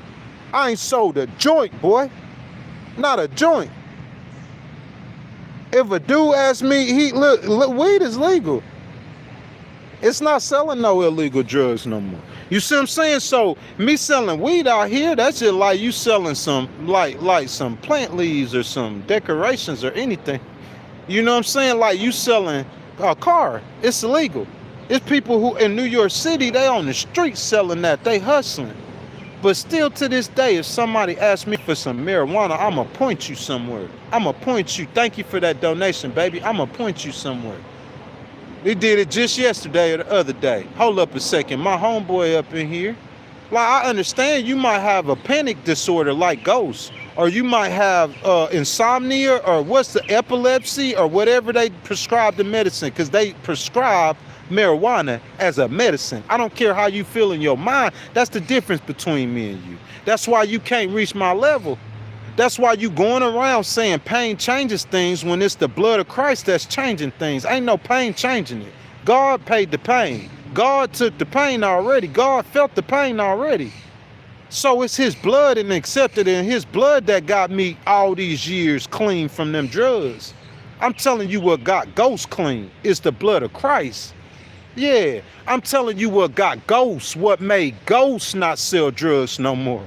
I'm talking about, bro, I was in the Army, in the U.S. Army selling drugs. In the U.S. Army. My daddy think he's son. Pops, you did that time in the feds, but I'm saying I didn't do that time in the feds, daddy. But you could ask my mama. I'm talking about I was buck wild. Wouldn't mess with no crack or wouldn't mess with no cocaine or no crystal meth or nothing like that. You know, she trained me good enough to know certain stuff. She scared me. She told me that crack, it's gonna kill you, boy. That stuff gonna kill you as a little kid. So when I got grown, I had that in me. Ain't nothing, if you mess with crack, we gonna talk about you. You a crackhead. Yeah, bro, we wasn't doing no crack. But I was a crackhead too on them pain pills. I was a certified crackhead, 18 years clean. Clean as a whistle. Almost 2 decades clean as a whistle. Ain't touched them. Ain't thought about it. You trying to get me to go to a level of perfection that I will never reach. I realize that. I know that. God, the way where I'm at right now, doing the things that I'm doing that's messed up, that's the perfection in God's eyes. And I understand that. You know what I'm saying? I got all the way clean and my hormones was off balance, dog. I need medicine. I need medicine. And my hormones off balance, and bro, I just turned into like a rabbit or a dog. I'm talking about, I got my skill set so good, almost any girl I came across to, either I'm going to strike her or she going to be in the apartment or something. All of them, I was knocking them down. Female manager at my job, knock her head back. I promise you, I ain't never saying nothing mean to them girls. Anything they ask me for, I'm going to get it for them. I'm the coolest dude walking. I'm taking Tara and them days. She ain't never been to the beach. I got this girl 4 o'clock in the morning. She wouldn't have every dude at the job try to hang out with her. Y'all ask about me. She with the fat boy on the beach. The fat boy cool. He do stuff. These other dudes want to play video games, get drunk and high and have sex. That's all they want to do. But Ghost, he gonna take you to the club. He gonna take you to New Orleans. He gonna take you to Memphis. He gonna take you to Dallas. I'm talking about them girls that get in the car. I'm like, we going to New Orleans. Ain't never been before. She 21, I'm 35. She work at Twin Peaks, a bartender, little fine little thing. You know who you are. I'm saying, baby, come on, get in the car. We finna go to New Orleans. I'm finna show you something that these dudes out here, they just want to have sex with you. You know what I'm saying? Even if you don't have sex with me, baby girl, I'm going to hold you down because you my little homegirl. You just keep it loyal with your boy, and I'm going to hold you down. I promise you. I was raised by a woman, bro, that I'm like this with. A female.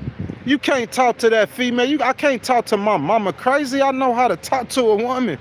You out cause she don't even, my mama, she don't even want you. We ain't gonna, no, you don't want no attitude raised, no boy, you just be nice, boy. So I know, I know when I talk to that woman, I gotta be sweet to her. That's like my mama, you know, you can be gentle with them. You be easy with the woman. I be real dude now, I've been and punched him in his mouth. But when I get on the phone with mama, I don't be crunk like that. I do sometimes, I can't help it, my dad, but I be cool, I be chilling. You know what I'm saying? That's how I was with them girls. But that it caused me to have to get saved. You see what I'm saying? So the stuff I'm doing right now, it got me stabilized. I ain't thinking about having sex with no girl. I'm just chilling. I'm not thinking about nothing. I'm not thinking about selling no drugs, getting no drugs. They put them other drugs in my face, boy. I'll tell on you. Smoking that K2 in the bathroom, boy. You a crackhead. That's how I feel. You a crackhead. Because I used to do the drugs, and I walked away from it. So you a crackhead. 18 years clean. 18 years. Ain't touched, ain't looked at a painkiller. No, if marijuana and what you somebody smoking marijuana, it's not gonna destroy your life. Somebody you're not gonna put you in, it's not gonna do none of that stuff. It's not the same world, bruh. If marijuana about like drinking now. You know what I'm saying? Not in your state, maybe, not in some states, maybe, but in these states, it's about like alcohol. You see what I'm saying? The police see you with a beer, he ain't tripping on it. It's legal. It's not legal federally, but they gonna work that out. So, Jacob, I appreciate your comment, man. I do listen to people, but I just gotta do what's right for me. You know what I'm saying? Like, I'ma listen to what you say, your advice, what you telling me, I'ma hear you out. In the multitude of counsel, there's safety. That's why I'm smart. I read them scriptures. I read my Bible cover to cover 3 times. And I have a really good memory. So even though I can't tell you that, hey, Matthew chapter 9 and verse 14 says this, I remember those scriptures. But God said to write them scriptures in your heart. So anytime a situation come up, I think about what God said about it. Oh, God said, those who wait on me shall inherit the earth. Who do I believe? Do I believe you and your organization, or do I believe God? How long your organization? America only been here 250 years. The Torah written by Moses been here for thousands of years. The Bible been here for thousands of years. God told me to listen to what this dude's saying, or he said, those who get on their knees and they ask for something for him in prayer, when you get up, if you believe, he said it's yours. You gonna believe in the living God, you gonna listen to God, or you gonna believe the devil. I don't listen to y'all devils. I believe my God. I don't care who it's coming from. Listen, Daddy, you know I love you now, so don't take this personal. I asked my daddy, I said, what's the percentage I have of winning the appeal? He said -0. Negative. It's in the negative. You don't have a chance. And that how I could get mad at him? Because only 9% of attorneys win appeals. But ask Daddy what I told him. I told Daddy, it ain't no think I'ma win. I already won, Daddy. And I did win it. You know how I did it? Because it's y'all thinking this, I'm some kind of, I know I might be smart enough to remember them scriptures, but I remember I'm not going to church, Bro, I ain't been to church in how many years? I'm not sitting before a preacher. I remember, Terry Collins, I remember everything you taught me, my dude. Everything you told me. You either gonna believe God. He told me, Darnell, it's like you walking over a tightrope over hell. And he said, in order for you get out this situation, you gonna believe God. You gonna trust God, or you gonna believe the devil. And I decided to trust God. And I walked away from it. I decided to trust God. For me and my house, baby, we gonna serve the Lord. You feel me? I'm not no goody two-shoe. I'm not nobody walking around with no microphone preaching. I'm not gonna tell you I'm better than you. But I love Jesus. If you can't tell. If you can't tell. That's all it takes. I'm King David, boy. I'm gonna get out here and dance in my underwear. But I'ma love God and I'ma worship God better than you fake righteousness. Look, they serving God for the people. You in church for the people. You serve God for the people, bro. God know the love I have from him is genuine from my heart. I don't care about nobody's opinion. God said, if you do not confess his name before men, he said he not gonna confess your name before his holy Father. You either believe that or you don't. I believe God. That's the difference between me and you. I believe God. Look, you calling yourself a Christian nation, but you ain't going by God's words and what's in the Bible. And that's why you failing. You want to tell lies and propaganda. I don't believe in that. Whenever I do my court, bro, I lied one time and I wrote 40 lawsuits in the case. When my mama knew that was a lie, look, all lawyers do is lie. But I'm not like that. She knew that was a lie. She got a problem with me. Like, all 40 cases I'm running is a scam. And these people she know they doing wrong to me. She know that. But she don't lie about nothing. I'ma live and dwell in the truth. God said, listen, the time when I heard Jesus, when he most went at people is when he went in the church. He went against religious people. And when he went against religious people, he went in that temple and he flipped over that table, and he said, don't make my Father's house a house of merchandise. And the accusations he made against those religious people, he said, ye are of your father, the devil. He made 2 accusations against them. He said, you abide not in the truth. He didn't call them liars. He said, you abide not in the truth. What's the difference between abide not in the truth and being a liar? Because Jesus, with his words, this is God, nah. He didn't call them liars. You might not be a liar, but you don't abide in the truth.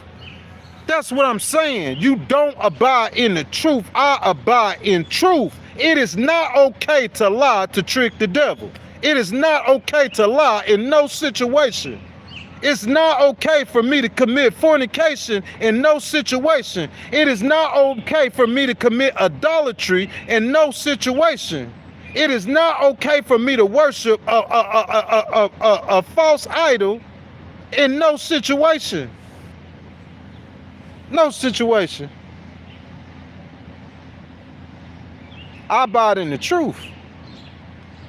I don't abide in a lie, bro. I already won.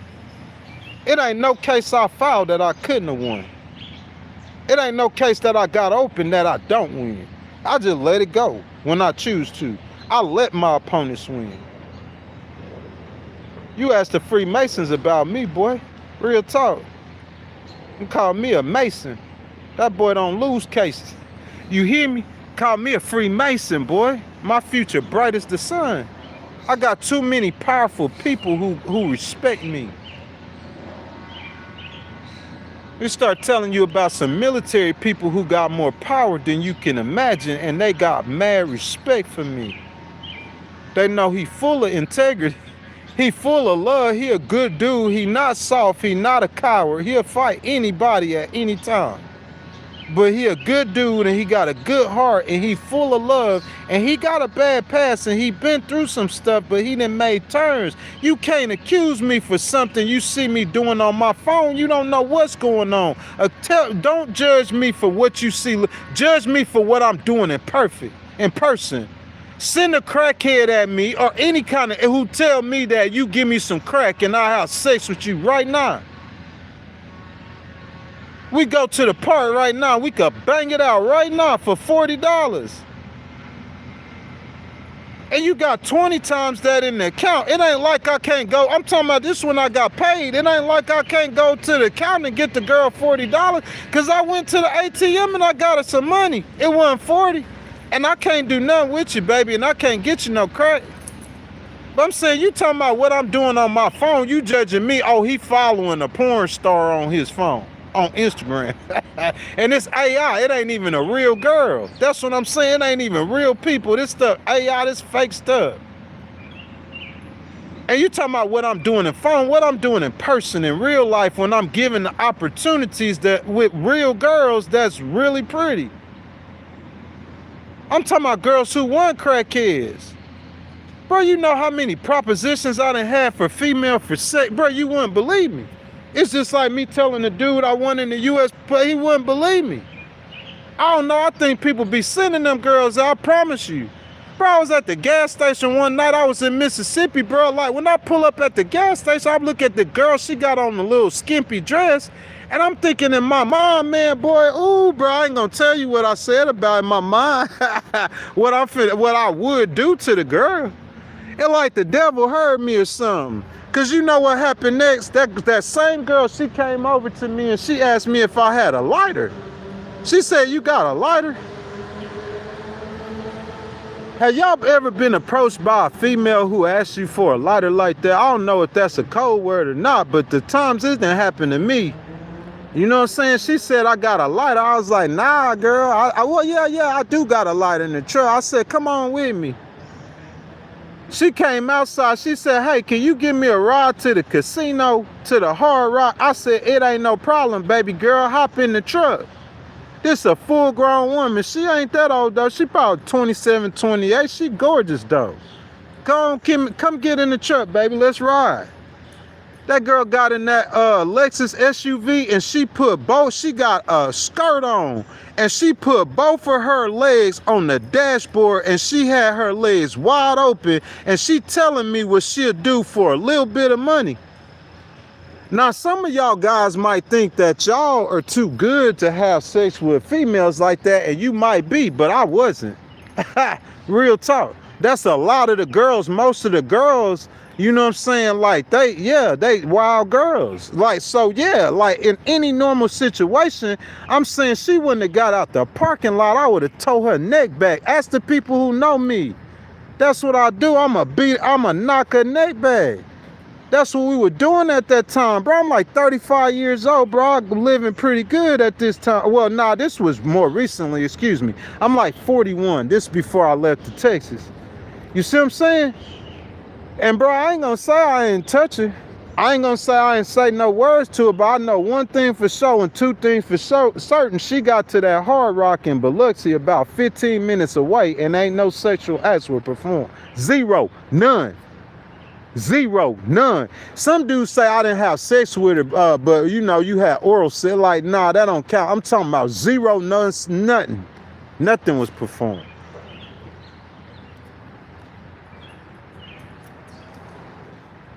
I'm saying I told y'all stories about when I was in Texas, bro. You know what I'm saying? I've had plenty of situations where I've been tempted and I passed the test 9 out of 10 times.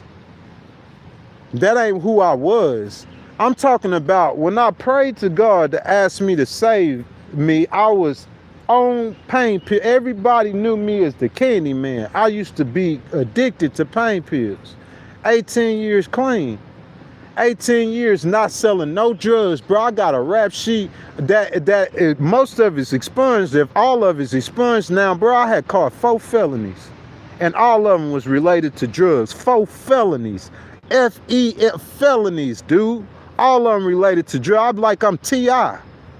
In different counties and different cities along the Mississippi Gulf Coast. 18 years, I ain't even looked at it touching a drug no more to sell or nothing like that. Nothing, not even illegal stuff. I can't sell you nothing. I won't even sell you a beer. I can't sell you nothing. I made a promise to God. We not getting close to no lines. I can't sell you nothing. that's going to get you intoxicated. Go get it from somebody else. You know what I'm saying? But I wasn't saved, but I made them promises to God, so God showed mercy on me. And we get to where, you know what I'm saying, when I really got saved in 2018, bro, I was having sex with every single female that you could find. All of them. Every last female you could see or find, I was sleeping with them all. I sleep with 4 of them in a day. But I got saved, and I'm not doing that no more. That's what becoming a new creature is. You looking at me and saying, you pointing out my imperfections, I could do that to you too. You looking at me pointing out my imperfections, I could do that to you too. I'm just not like you. The Bible says that the devil is accuser of the brethren. The Bible says that the devil, Satan, runs to and fro from the earth seeking who he shall devour. That's what the Bible say. So I'm not like you. I'm not going around looking for faults in people. I don't do that. That's your thing. Because you perfect. America's so perfect. All the people in America is so perfect. That's why you 39 trillion in debt. Because you so perfect. That's why all your leaders on the Epstein list. Because you so perfect. People can't see themselves. They could see fault in others. They could see things other people do wrong, but they can't see themselves. They could judge other people and the things other people are saying, but they can't see themselves. And I can't listen to you if you don't have more wisdom or knowledge than me. That stuff you be saying, you sound like a 5-year-old child talking. Pain changes things. You sound like a 5-year-old. And these are 70-year-old, 80-year-old leaders, wise dudes, church people. I be outsmarting all of them. You give your advice and let me give my advice. And my advice is going to be, and look, the people who know it, they hear it, they know it instantly. The stuff he talking about is way more advanced than what you it's a deeper level of knowledge and understanding and wisdom. Where my Freemasons at? 360 degrees of knowledge. I done reached it. And my 360 degrees of knowledge is greater than 90% of y'all. Facts. I done reached it. I'm 46. At 46, at 44, he metamorphosed into something we never thought he was. The dude was smart, but he got a wisdom about him that know more than what we talking about. If you don't believe me, test me. Give your solution to any major problem we have in America and hear mine. And let's see who's better. Let the people who judge who's better.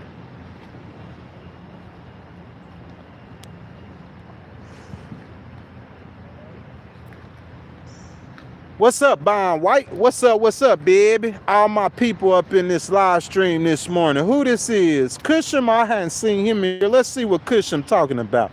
Cusham says, I don't know why you folks are on their illusion that nobody could judge you. I judge you all the time and I'll continue to. You can, but that's not what Jesus said. That's what I'm saying. That's what the thing that is different between me and you. That's different. You don't want to believe, you pick and choose. We all do. I ain't gonna lie, but that's not what Jesus said. Jesus didn't tell you that. What happened in the Bible is they caught a woman in adultery. And the Jewish law, just like if they caught you stealing, the Jewish law was to put them to death. And they brought the woman to Jesus and said, we caught her in adultery. You know what Jesus said? He started writing in the sand. And many religious people think he wrote, where is the man? Jesus came to change your laws. Jesus is wiser than you. In the old Jewish law, they put women to death for adultery, but they didn't the man. Jesus come to change the law.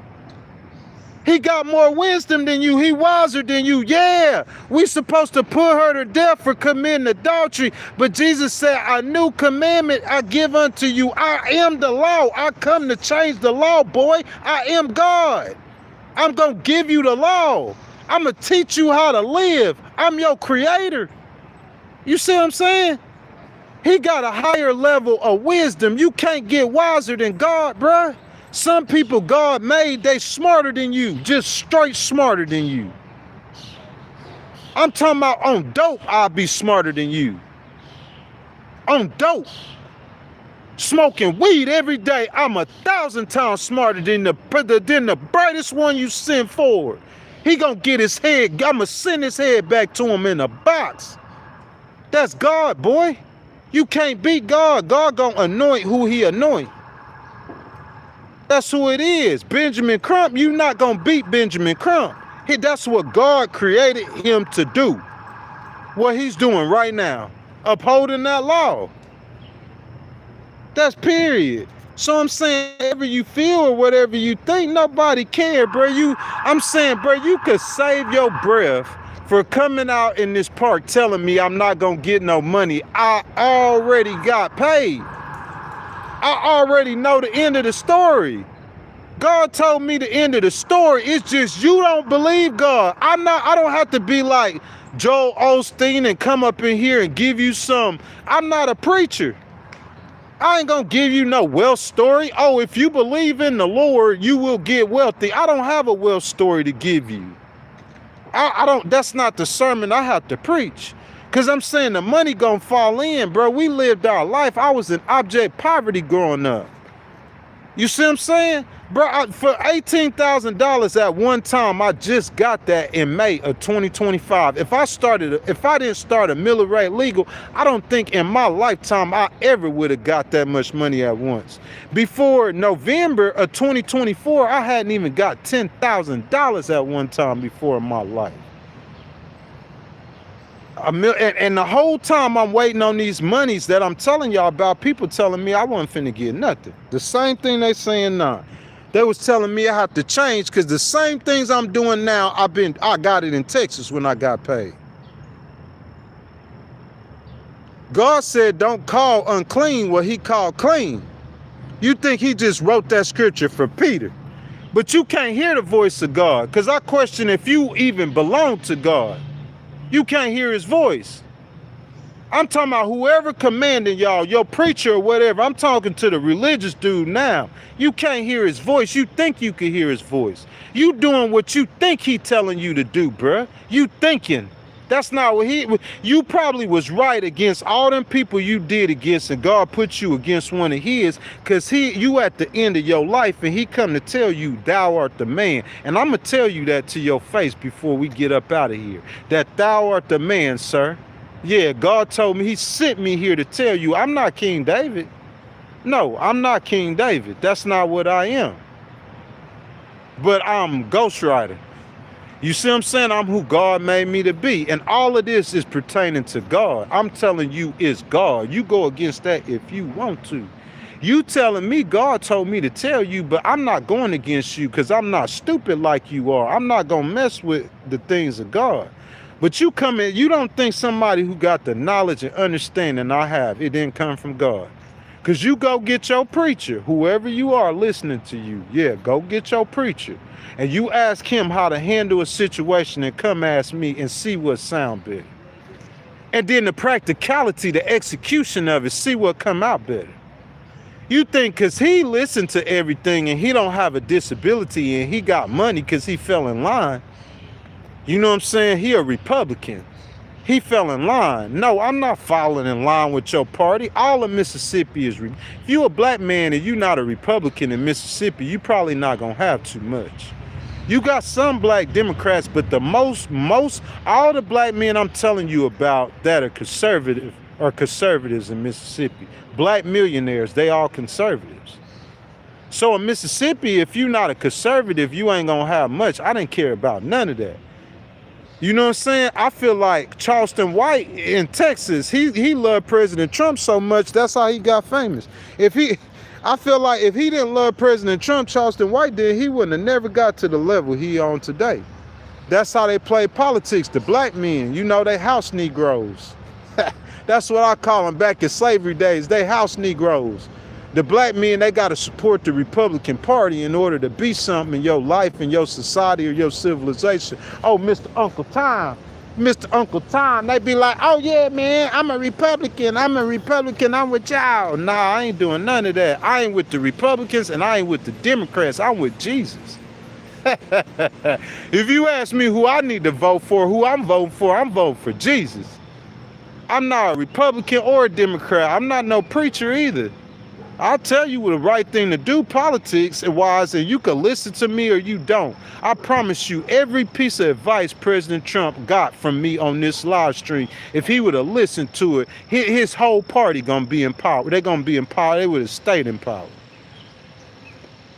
They would have stayed in power. I promise you. Stayed in power. He would have went down as one of the greatest. You know what I'm saying? I knew I was smart in my 30s. I never told you I had the wisdom on this level. God did something to me. I reached that point of understanding. Somebody said he in his prime. I mean, I was smart in my 20s and my 30s. I was smart. But like some people get their prime early at 32. I'm saying, you know, Jesus was God. But I'm saying his mama came looking for him, and he was over there with the elders at 12 years old talking about things that I'm talking about, knowledge and understanding, wisdom. God that he imparts inside of you, understanding. It only comes from God, man. You could believe me if you want to. That's on you. I don't care. I know what I'm saying. I be right with what I'm saying, and most of the people who come against me, if not all, they be wrong. If you guys haven't liked the video, y'all double tap the screen for me. Subscribe to the channel. Make sure y'all hit that notification bell. We in Central Park here out on the Upper West Side of Manhattan. This episode number what, y'all? 86, 87 of the Tax the Rich tour, y'all. We almost finished. We're going to be finished with this tour at the end of July. Think about it. July 15th, I started the We the People tour. You know what I'm saying? When we go on tour, guys, my goal is to push out 225 videos in 90 days. 225. You know what I'm saying? I'm monetized on this channel. I really don't never do videos. I just do live streams and shorts. You know what I'm saying? And I get pushed to record content. When I record content, those videos, Tax the Rich tour under the video tab, We the People tour. When I record content, I go on the road. So that's what we've been doing in these Tax the Rich tour. When this tour is up, we gonna finish what we doing right now. We still doing live, of course, but we gonna be doing Ghost in NYC episodes. So the first Ghost in NYC episode starts in August. And there's going to be different ones. We're going to do Make It Make Sense. You know what I'm saying? Where that's all we're going to be doing is roasting people on the whole live stream. And we're going to do some legal stuff. We're going to do a bunch of different stuff. But I'll be live Tuesday, Thursday, Friday, and Saturday starting in August. Tuesday, Thursday, Friday, and Saturday. So we're going to go down to 4 days. On this tour, you know what I'm saying? We've been live like every single day almost this month, but like, you know, doing 90 days, doing 100 live streams, it's 10 days you're going to have to do 2 live streams. But I've been streaming, well, y'all, this is like my, 20th some day in a row. I done lost count, you know what I'm saying? Because Lindsey Graham died, you know, I come on Sunday, do special report, plus I need to knock the content out. You know what I'm saying? But guys, even though this like whatever in a row, I usually stream 6 days a week while I'm on tour. You know, almost every day, if not every day. You know, I have to get the content out. You know what I'm saying? But, you know, starting next month, I'm going to be working more on my legal stuff. That hadn't started yet, y'all. It's going to start in August. You know what I'm saying? I'm going to be working more on my legal cases, and I need that Monday and I need that Wednesday to dedicate the whole day to do my legal cases. And then if Sunday, I'm not going to do nothing but take off and pray and worship God like I do. Even though I don't go to church, I talk to my Creator all the time.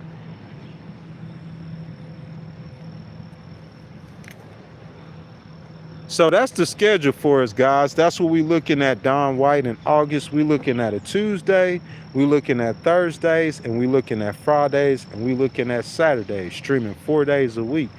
No videos coming out. No videos. I don't know how long we're gonna do it. August, September, October, who knows? But I'm definitely gonna do another tour. Hopefully I could start the next tour we do. I'm going to start that hopefully in December, but we just going to have to wait and see. You know what I'm saying? You guys know that some people know in 2022, before I started Legal Wars Live, they thought I was going to Cali. That's what I thought too. You know what I'm saying? I did Legal Wars Live is going to Cali. You can find those episodes on here. But instead of California, you know what I'm saying, I came to New York. But I'm going to make my way to California, y'all. We going to do a whole tour in Cali, live streams. I don't know if we're going to call it Tax the Rich Cali. You know what I'm saying? This Tax the Rich NYC, we could do a Tax the Rich Cali. I did that before when I did the We the People tour. I did We the People, the great state of Texas. It's like a 24-minute long vlog. You see what I'm saying? But it was about, the entire vlog was, you know what I'm saying, on tour, 6 interviews, you know what I'm saying? Instead of doing 10 vlogs, because it's just Texas, I did 1 vlog. But then the rest of the We the People, I went from Tennessee all the way up to New York, you know what I'm saying, and did 9 vlogs and did a whole tour. That was the first tour that started to get me in New York. You know what I'm saying? And then so the next tour that we doing, you see what I'm saying, is gonna be that Tax the Rich tour. And I said I'm gonna do it in the summer, so I did it May, June, and July. You know what I'm saying? So August, September, and October, we back to a regular schedule of streaming 4 days a week. Besides those 4 days a week that will be streaming, you know what I'm saying, I probably won't be doing videos, but I will be doing shorts. So, you know what I'm saying, in 90 days, instead of 225 videos, you probably gonna be looking at roughly, you know what I'm saying, about 60 videos, 60 to 80 videos. So I'm gonna be putting out a third of the content in August, moving forward until we start another tour again. You know what I'm saying? People love hearing me talk politics, man. We talk it every day. It's something for them to do every single day. You know, you put your headphones in and y'all just listen to Ghost and be ranting and raving. A lot of stuff he's saying is true.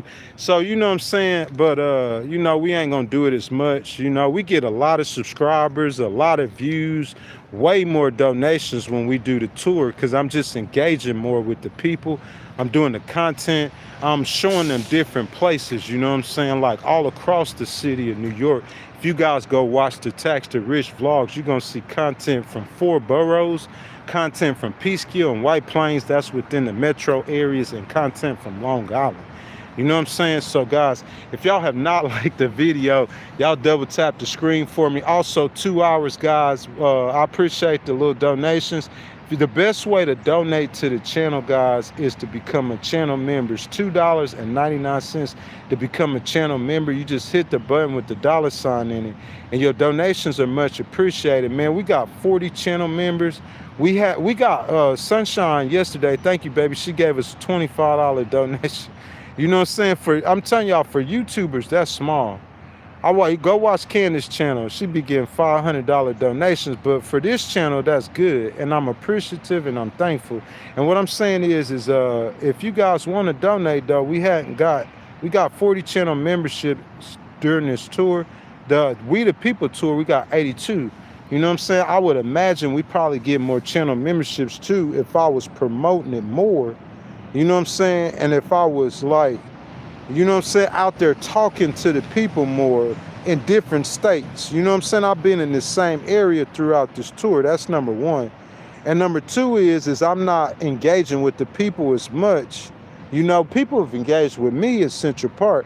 I'm not engaging with them as much because I'm more focused on my legal cases and legal documents. I never had 4 federal cases. At one point, I had 5. I never had that many federal cases in my life. I think I've had 5 cases, 6, 7 cases open. I mean, I'm an independent paralegal. I don't have a law firm. You know what I'm saying? And I'm going against attorneys, so I don't just file a lot of cases. I did that at one point. I think I had like 7, 8 cases open before. You know what I'm saying? Like, you have an attorney, a full attorney, a Tesla attorney, he might 300, 400 cases. You know what I'm saying? So I just take my time with it, you know what I'm saying? Independent paralegal. I got money on the table, money coming. It's in my pocket. I already got the bread, guys. Let's see, my case says, I don't know how people don't realize that liberals are completely delusional. They don't even know what gender they are. You bliss.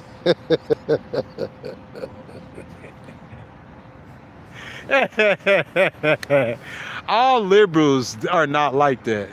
All liberals, you saying liberals don't know what gender they are. I feel where you're coming from. I feel your pain. All liberals ain't like that.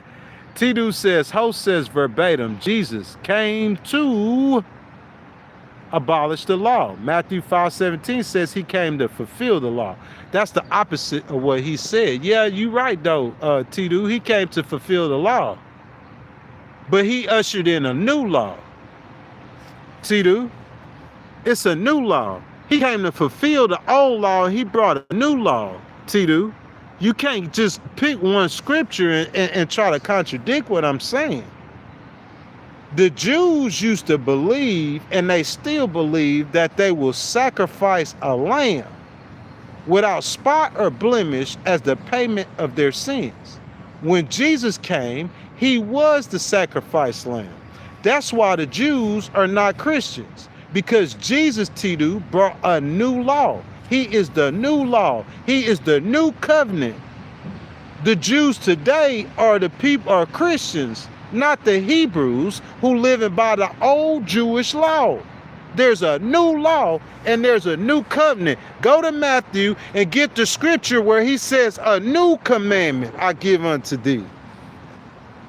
The old law, the old commandment was an eye for eye. You don't know the Bible like me do, T-Do. You gonna just go find a scripture and try to argue with me. The old law, the old commandments was an eye for eye. If a man slapped you, you gonna slap the taste buds out of his mouth back. In the Jewish law, if you know a man gonna kill you, the Jews say you go kill him first. That's the law God gave to them first. When Jesus came, I got a new commandment or a new law I give unto thee, that you love one another. T-Do, you just picking out verses that you want to pick, man. I can't do that. I hate to do that, but you come in here to this channel all the time. You just trying to, I'm not going to sit here and argue with you or make a mockery of God's word with you. That I will not do. I know what I'm talking about. You probably not even a Christian, for real, for real. Let's be real. Jesus brought a new law. Live by the Old Testament then and see if you go to heaven. If by the Old Testament standards, if you a Gentile, you can't even go to heaven, really. What Gentiles going to heaven by Old Testament standards? A new commandment. Jesus is the new law. I don't care what your preacher said. He did come to fulfill the old law, and he issued a new law. He come to fulfill the old law. The new law is to turn the other cheek. The new law isn't an eye for eye. See, that's the problem. The Muslims and the Jews, they're living by that old Hebrew, that old Islamic, that old law, an eye for an eye. Jesus brought us the new law, and he told us to turn the other cheek. That's a new law. That's the new commandments. That's the new covenant. That's the New Testament. Everything new. The Jews living by the old law. They living by the old covenant. They living by the Old Testament. They living by, we gonna kill a lamb. The lamb has already been slain. His name is Jesus. You don't have to kill no lamb. You don't need no preacher to go to heaven. You could go directly to God. That's not how it was in the old law. The old law, you needed the priest. You needed the preacher. That's the old law. This ain't the old law. The new law is Jesus. Listen, the thief on the cross could have never went to heaven under the old law. What's wrong with y'all? You slow? The first person, according to the Bible, who went to heaven was the thief on the cross. He couldn't go to heaven under the old law. He was a thief. He was getting put to death under the old Jewish law. But what language do you want me to say this to you in? What language you want me to say this to you in?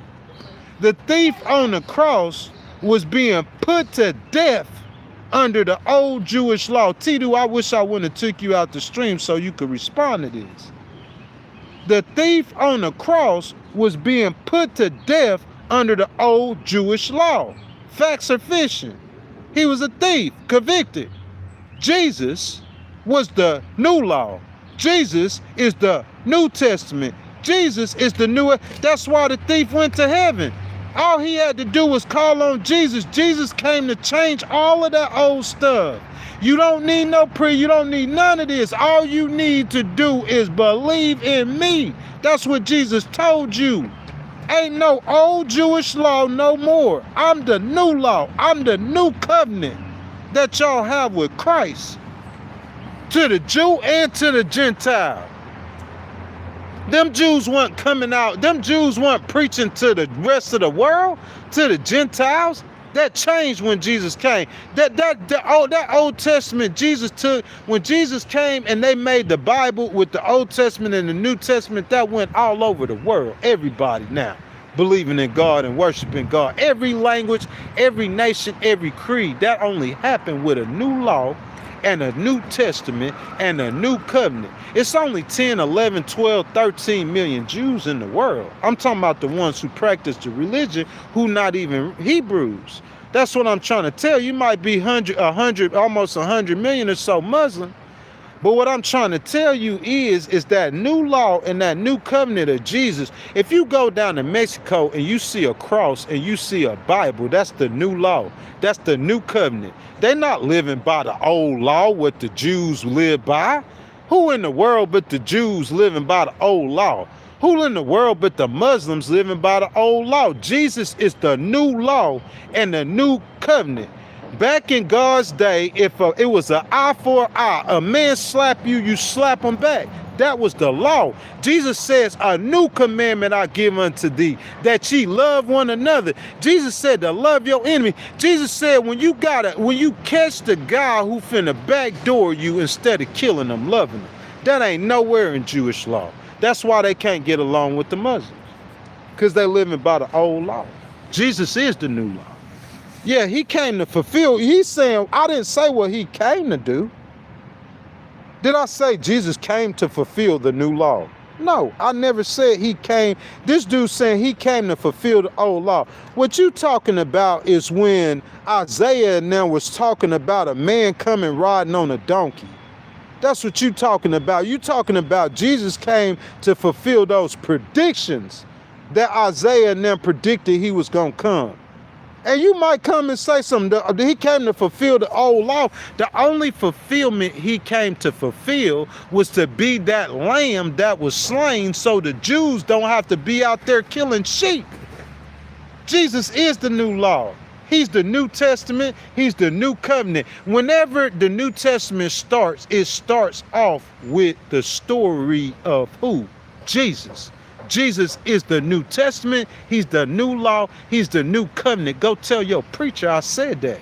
You don't understand the scriptures like I do. Your mind ain't like my mind. I probably use it. They need to do a thing on my brain. I probably use more of my brain than the average person. That's the problem. You probably using 9.8% of your brain, and I'm probably using 15.6% of mine. That's the problem. It's not your fault. Blame it on God. That's what I'm trying to tell you. Yeah, you could find the scripture, but what I'm saying is going to be more than what you saying. Every time. You're not going to beat me. I do this against lawyers who beat and win and I'm telling you, I know what I'm talking about. The wisdom God going to give me is going to go higher than yours. Even if you 1,000,000,000% right. He gonna tell me something that I'ma say that people just be sitting there like, what in the world? They can't believe it. What? Golly, what? Because they know the Bible said wisdom is begotten of her children. So they know when they hear me say, as soon as you hear something that's right, that God in you gonna, that spirit, if he in you, it's gonna resonate with that truth.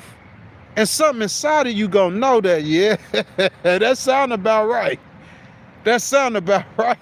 That's why we run with rumors and stories sometimes. You see what I'm saying? If you guys know Nolan Wells, the story that happened with him in my hometown, and they didn't have rumors and story, you ain't hear me run with it because I understand how it is. Somebody told me a story and I told her that sound exactly like what happened. But it's not the facts yet. We got to wait for the facts to come out. But that sound like what happened. You see what I'm saying? Is it about I can't explain it, man. You know, God, he give preachers gifts. He gives certain people gifts and talents, and he want them to use it. Mr. Terry Collins, my dude. He told me back then I had a lot of wisdom and knowledge, and I'm supposed to be sharing that with people, and that's what I started doing. And it's like when I started sharing wisdom and knowledge, God just started giving me more. I used to think I was King Solomon. Probably. Hey, when I first made my profession of faith, man, in 2013, 11, and by 2013, I would be on my knees praying and asking God, just give me wisdom. He probably answered them prayers, because he answering when he want to. So I would read my Bible, I see how King Solomon did it. The Bible said he used to pray and ask God for wisdom all the time. Lord, give me wisdom. I just want the wisdom. So that's what I did. I knew I was smart in the books. So I used to get on my knees when I first made that profession. I was like, God, just let me be wise. Help me be wise. I used to pray over and over. Help me be wise. I prayed for wisdom like King Solomon. You know what I'm saying? His daddy, King David, boy. King David, my guy. Forever, ever. Bro, I can't wait to get to heaven and meet King David. I'm going to give that boy a big old hug as soon as I see that. You feel me? I love King David, man. Yeah, baby. If y'all hadn't liked the video, man, 2 hours and 15 minutes, man, I call myself God's mighty warrior, baby, like King David, baby. God is not a respecter of person, so he will give this. No, he won't. You crazy as I don't know what. God ain't giving the same wisdom to everybody. That's why I'm smarter than you. That's why the preacher, he's smarter. God gonna give you the same wisdom he gonna give one of his preachers. You done lost your mind. If God giving the same wisdom to everyone, why we in Iran? And why we got stupid people walking around looking at their watch like something finna happen? Why we messed up in Iran? Why we got a $39 trillion debt? God ain't give somebody, these people think they smart, they stupid as I don't know what. The only thing you got is money. That's all you got. You stupid as you want to be. God ain't give everybody the same wisdom. That's not facts. That's fiction. You might have the ability to acquire the same wisdom, but if you only using 9.68% of your brain and I'm using 5.136, that's where the problem lies.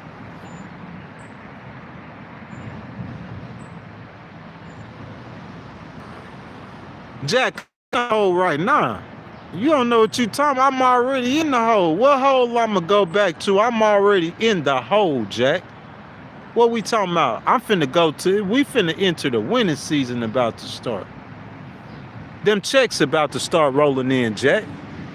We done spoke to lawyers. We got documents in place. We got them on the way. Them checks coming, Jack. That's the next season.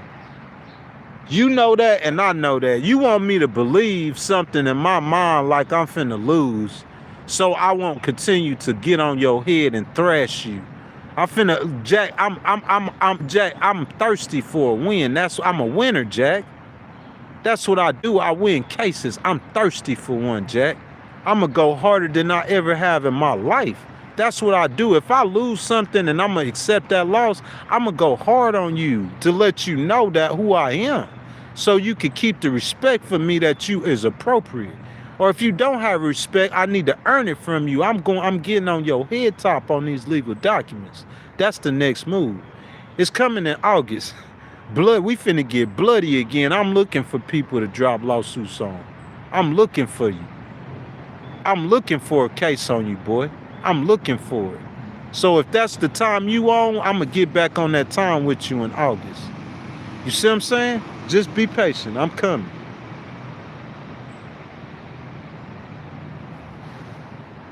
You said an unproven assertion. That's called faith, sir. There's things like love. Is love proven? How can you see love?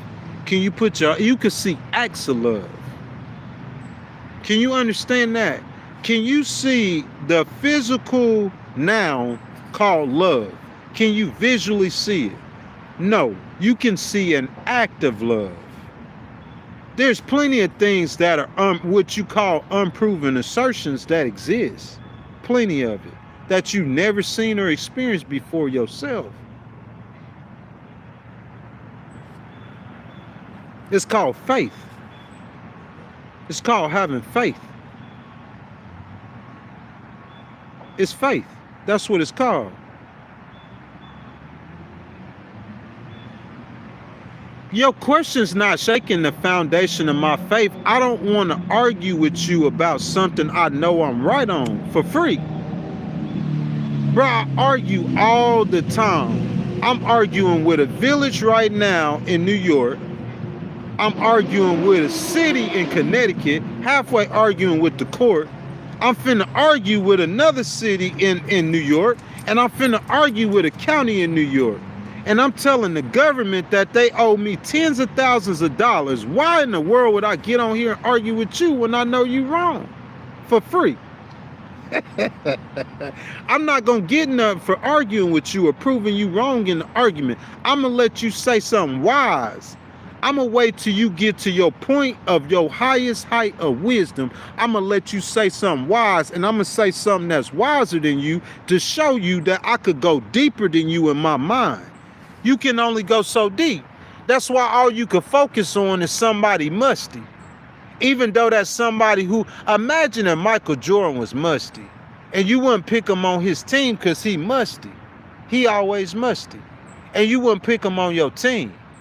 But the person who is smart enough and wise enough and mature enough and who can categorize stuff well enough, they gonna get that musty dude and you ain't gonna be able to beat him, and God gonna be sure that you can't, because he don't like you going around calling him musty. You just don't believe that, or you don't care.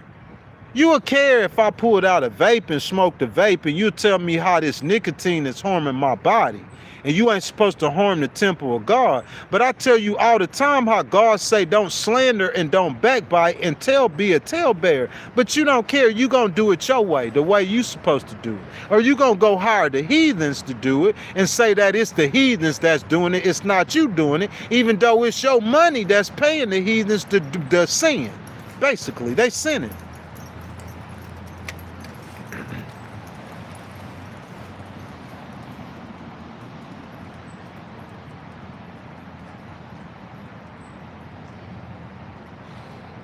Don, to be a Christian is when you get your common sense. That's when I got my common sense, when I became a Christian. That's how I got smarter than you, Don, when I became a Christian. You said science over religion, fact over fiction. Science and religion is the same thing. Y'all separated because you ain't that smart. Science is the explanation for how God does what he does. That's all it is. They trying to separate science from God. Christians do it too. Christians don't believe your science. They just believe the Bible. Science is the explanation for how God did what he did. When the scientists tell you that the world started with matter moving in circles and rocks and started bumping and colliding and forming planets and fires and stuff, that's God saying, let there be light. That's what I believe. That's just God out there forming the world. So y'all separating science and you separating God, but science is the way God did what he did.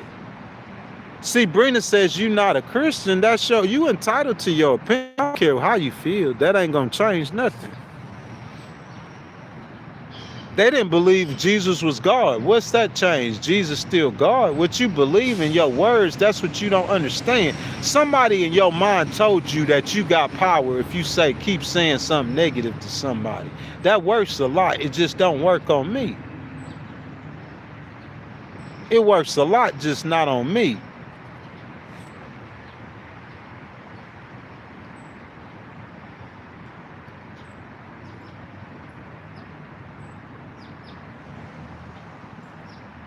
I don't even see what Brian said. What Brian said? What Brian said? I don't see nothing Brian even said, y'all. What'd he say? Copy and paste it. I don't see him down there talking.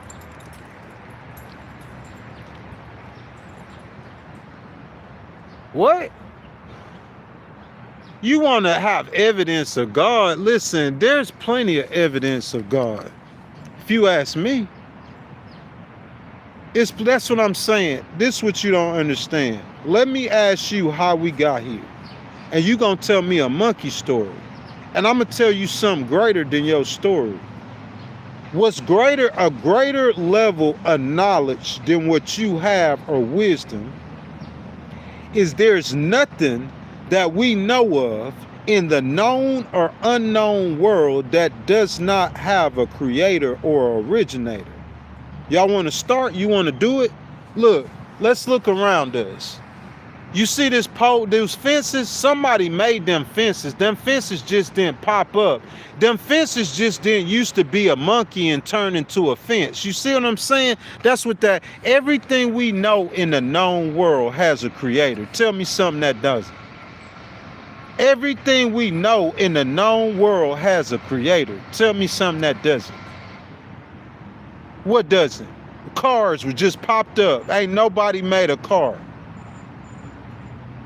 That's what I'm saying. These houses, they just popped up. Nobody made that house. It's a beginning for humans and this world. There's a beginning for it. Just like everything else, it has a creator. That makes sense. You telling me that we come from a monkey, that don't make no sense.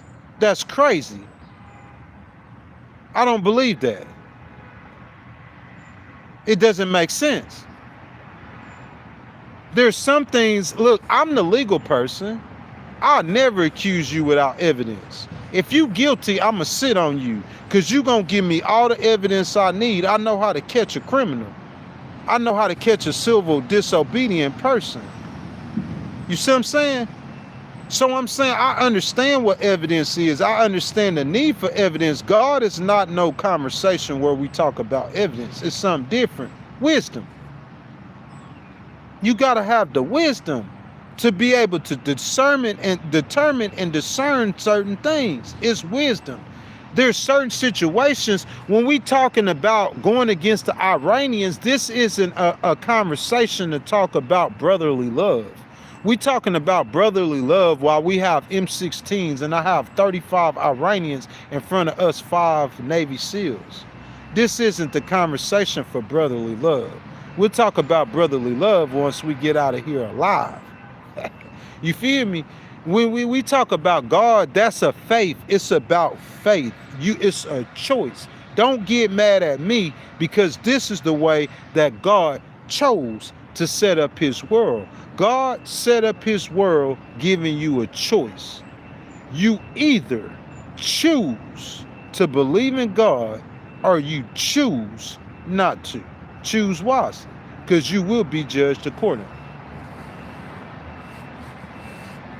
God, listen, y'all got to understand what God is. God is a consciousness. Y'all think they around. Listen, God, the Bible does say that we were created in the image of God. Don't get that wrong. And God is not just a consciousness. God is Jesus too. And Jesus is a man. God is the Holy Spirit too. But the Bible is explicit. God is a spirit. The Bible is explicit. God is omnipotent. He's omnipresent. There's nothing you know in your mind. There's no man. See, y'all thinking that God got a crystal ball. It's a man in heaven with a crystal ball. And that's how he sees what's going on in the whole world. He's got a crystal ball. It's a 50-foot Jesus with a 50-foot man with a crystal ball. And he's got the whole world in his hand. You just got the wrong view of God. That's not what he is. God is a consciousness. The Bible says that God is a spirit, and they that worship him must worship him in spirit and truth. God is everywhere at one time. What's the only thing we know that is everywhere at one time? And that's matter. That's the air. The air is everywhere at once. Everywhere at once. The air, you cannot see it. Is air real? Is air real? The air you breathe, is that real? The oxygen you breathe, you can't see it, but is it real? It exists. You can't put oxygen under a microscope, but you know it exists. You know air and matter. We can't see matter. Some people argue matter. What is matter? Does matter exist? You know matter is everywhere at one time. God is a consciousness. When you understand that and realize that supreme consciousness was there the entire time. Listen, you in your mind only understand time. You know time doesn't exist past the earth. Once you leave the earth, you can't judge 365 days, because if you on Mercury, it's going to take you a short amount of days to get around the sun. If you on Pluto, it's going to take you, or if you on Neptune or Venus, it's going to take you a longer amount of time. So every single planet have their own years. And then if you're not in the Milky Way galaxy, how do you judge time if with the sun? We judging time off the sun. But you saying that God is everywhere at one time. There ain't no time with him. Because God is on Mercury too. He's Mercury too. God is the sun. God is Venus. You get that? We look as a human being, you judging time off of the earth. You got 24 hours in a day on the earth. What if you was in Jupiter? How you gonna judge time in Jupiter? How you gonna correlate the earth's 24 hours in a day and Jupiter's, how many hours in a day in Jupiter? How long it take Jupiter to get around the sun? Because they ain't got the same years we do. Time only exists on the earth. It's a figment of your imagination. If you on the earth, yeah, time works well. Go to Jupiter and tell me what time it is. You just not, your mind don't think as deep as I do. I'm talking about, look, some people sit there, they could think this stuff out. This stuff is on the tip of my brain. If we get deep, I'm telling you, you can't go as deep as I can. Time is only an earth thing. It only exists on the earth. Once you leave the earth, the time, you say, why are we talking about time? Because you saying, when is God's beginning?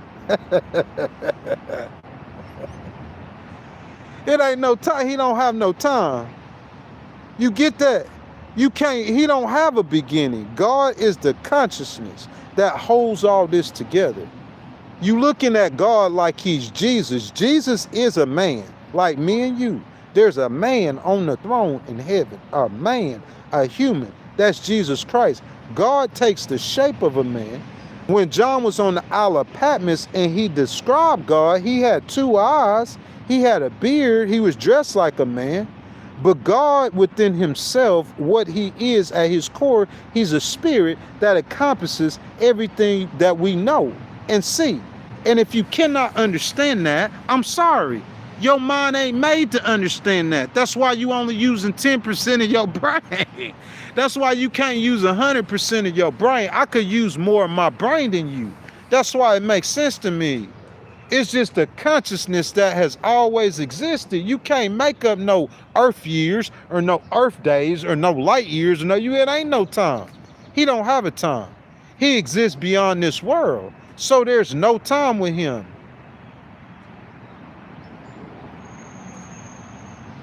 Does that make sense? So how long has he been there? You could calculate earth days or earth years, but you can't get the time with God because he exists beyond the earth. And the only time that we're using is the time on the earth. How many days, how many years, how many decades, it'll never be known. Just know that that consciousness has always existed. If you really sit there and get deep, it'll resonate with you, because it did with me, because at first I didn't understand that. But that consciousness has always existed. That's what it is. That's what your soul is. That's what your spirit is. And I mean, the Bible's clear about him growing and developing over the years, and he just created the earth. He created everything that we know. The Bible says with wisdom. He been there forever. Who knows how long it took or how much he's grown and developed? Because we know that God we could call it growth. It's not like a human growth. We know he promised, he repented himself for destroying the earth. He said he'll never destroy the earth no more by water. And we see over the years, God has moved and changed. He does move and change. And he probably like learns or not learns, but understands things like as what we call time goes, just like you and I do. Ain't nothing different. Jesus didn't come onto this earth as a man. He came onto this earth as a crying baby who had to learn and go through the same process. The Bible said we were created in God's image. There's a lot of things about God that's just like us. You see what I'm saying? We were created in his image. He breathed into the breath of life into a man, and man became a living soul. So that's why you hear people say we are gods, because we actually have a part of God. That's what we are, a part of him. It's faith, man. You just gotta have faith. At first, it's tough. Being a logical person and a practical person, it was tough for me.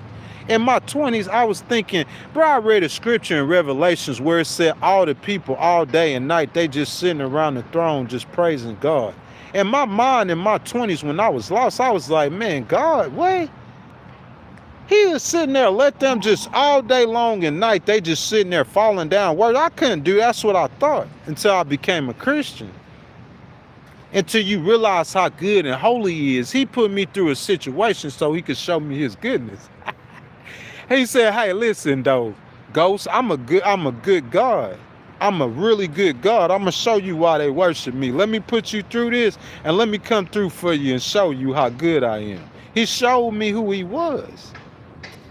You see what I'm saying? When I seen who he was, then yeah, I'm locked in. You know how I am. The God, yeah, Jesus locked in. I ain't on no religious kick or no holier than thou kick or these other kicks that some of y'all Christians be getting on. Like I said, I'm not the preacher. Let the preacher do that. I'm not finna do none of that. God didn't make me to be a preacher. Just like he told Solomon, his hands got too dirty to build a temple. My hands got too dirty to come back and preach God's word like a preacher.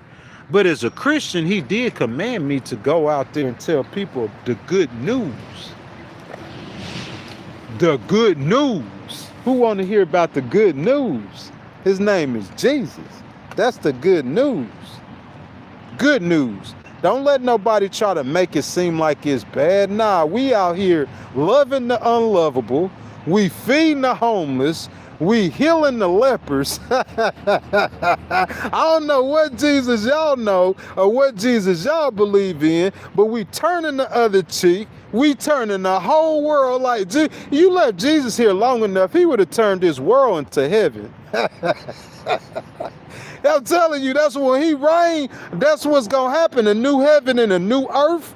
That with Jesus reigning, it's going to be heaven. He going to do everything the way it's supposed to be done. And when you do it like that, the pain is going to go away. If you rule by the commandments, it's man's choice to not rule by Jesus' commandments. The nations that have come close is the United States, the United Kingdom, Italy, all these nations, Christian nations, they have come close to ruling by the commandments of Christ. They've come the closest. I'm sorry, the Jews, not no more. The Muslims, not no more. The Christians have come the closest. And those are all the nations that's blessed. The nations that say Jesus Christ, look in the top 8 economies on earth. China is about the only one that's in the top 8 economies that don't believe in Jesus like that. All the governments who tried to enact the laws that Jesus taught, they all were successful and blessed. America being the main one. The United States, that's all you hear us talking about is Jesus. You might not believe in Jesus. Some of us do. And when we call out his name, the Bible tells us he hears us. So we going around glorifying his name, the precious holy name of Jesus. And look at what happened to America, skyrocket. Them Christians, if you live by that name, and his laws that he taught us, you gonna get blessed. And if you don't, you gonna get cursed. That go for Israel too. If you living by the Old Testament, you not gonna get blessed. You, in the end, the Bible say Israel gonna be surrounded by every nation on earth. They living by the Old Testament. Go read Revelations. The Bible says that Israel will be surrounded. God gonna have to come save them and rescue them. Jesus gonna have to come save them and rescue them. He loved them Israelis now. Don't get it twisted. God love them people now. And in the end, he gonna come back and when the whole world try to go to war with Israel, God gonna say, okay, this is the last time I'm gonna let y'all pick on the Jews, po Jews. You see what I'm saying? But they just living by Old Testament religion. Just like the Muslims ain't no better. Justin, what's up? He says if there's nothing, nothing would be happening. Something did it, and God is so great. He knew when he created the Big Bang that we would be having this conversation right now. You saying he created the Big Bang? I don't agree with that, Justin. This is what I'm saying. I'm saying the Bible says in the beginning, God created the heavens and the earth. That's what the Bible says. You looking, if you try to picture that in your mind, listen to me, y'all, so you don't misquote or misunderstanding what I'm saying, okay? If you try to picture in your mind, in the beginning, God created the heavens and the earth, what picture would come in your mind? Your mind is this big. Your mind, I'm saying like the ability of you to think. So you gonna think of a man, because you can't get a picture of God in your head. That's what I'm trying to tell you. Unless you read Revelations.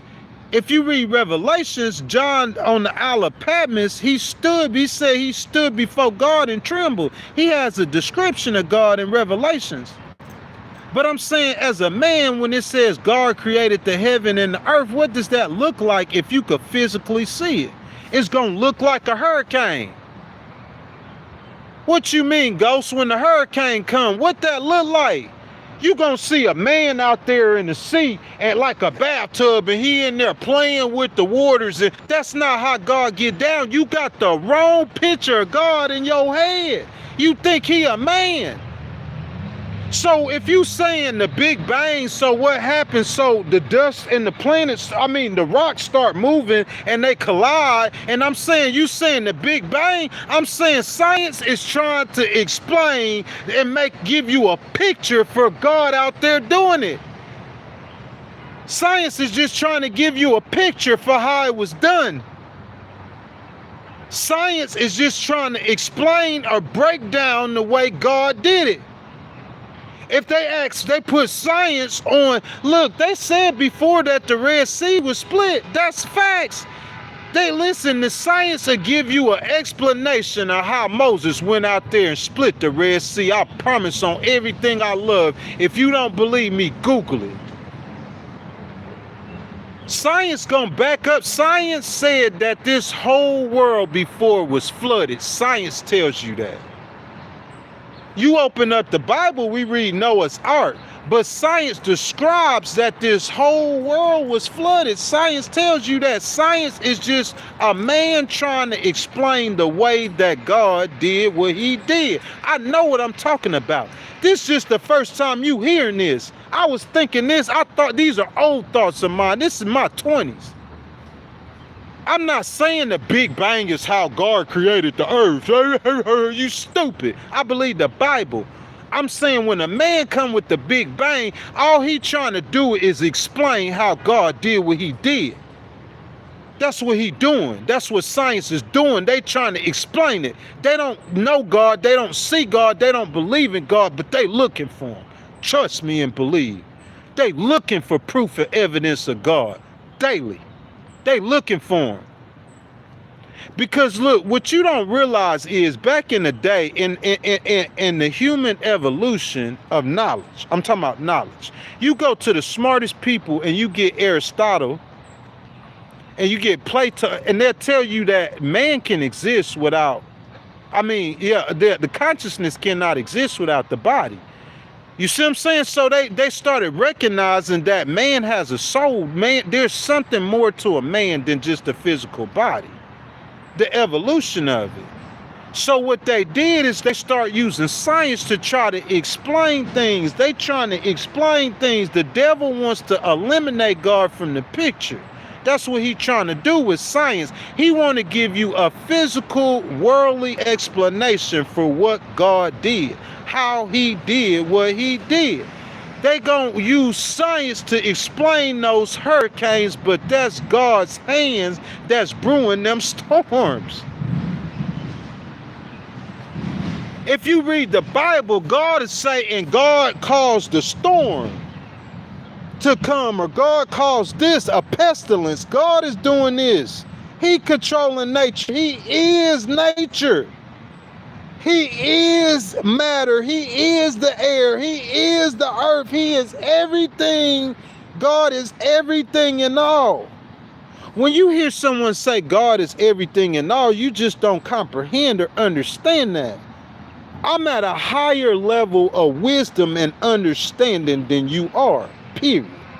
I understand deep, complex things way better than you. And you could listen to me and say, oh, that sounds like some weird stuff. Just break it down, and let's break it down piece by piece, and let's hear your explanation for something. And mine is going to make 10,000 times more sense than yours. 10 out of 10 times. Nobody said science was nothing. I said science is the way man is trying to explain God. I'm not talking about no Big Bang Theory. Ain't no Big Bang Theory is science. The Big Bang Theory is not science. It's a theory, idiot. Atoms is science. You get that? Molecules is science. Chemicals, that's science. Earthquakes, geography or geology, but I'm talking about science. You talking about the Big Bang, that's a theory. That's not science. That's just a man attempting to explain the way God did what he did. You just proving what I'm saying right. Because the Big Bang ain't even science, it's a theory. But you went to the Big Bang though, and you used that as science, because all science is a man trying to explain. We need a physical explanation for how a hurricane gets started. You just going to the scripture and saying God doing and God doing, like we got to get an explanation for this. Oh yeah, the winds and the molecules and the matter and the hot and cold mix and it starts circulating. Yeah, that's God.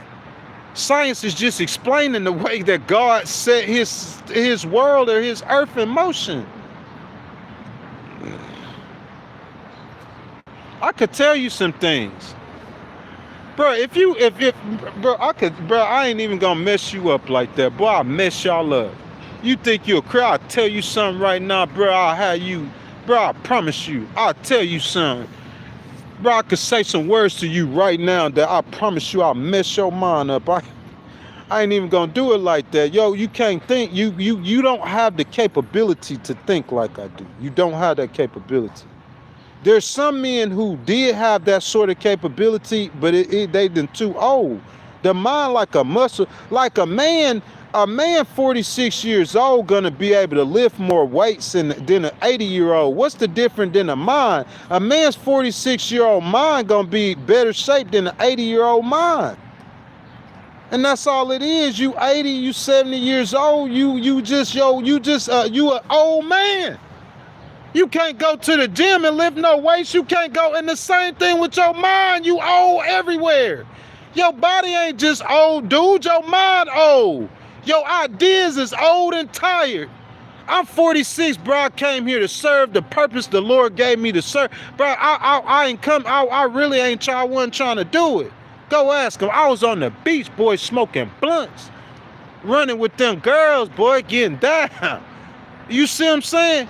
And these men I'm telling you about, like Terry Collins, he come and snatch me. Get on up out of here, boy. You know you ain't supposed to be over there doing that crazy stuff. Get on up out of here and come back over here to church. They kept come getting me. And so you kept come get me, and I'm here now. My knowledge and wisdom done.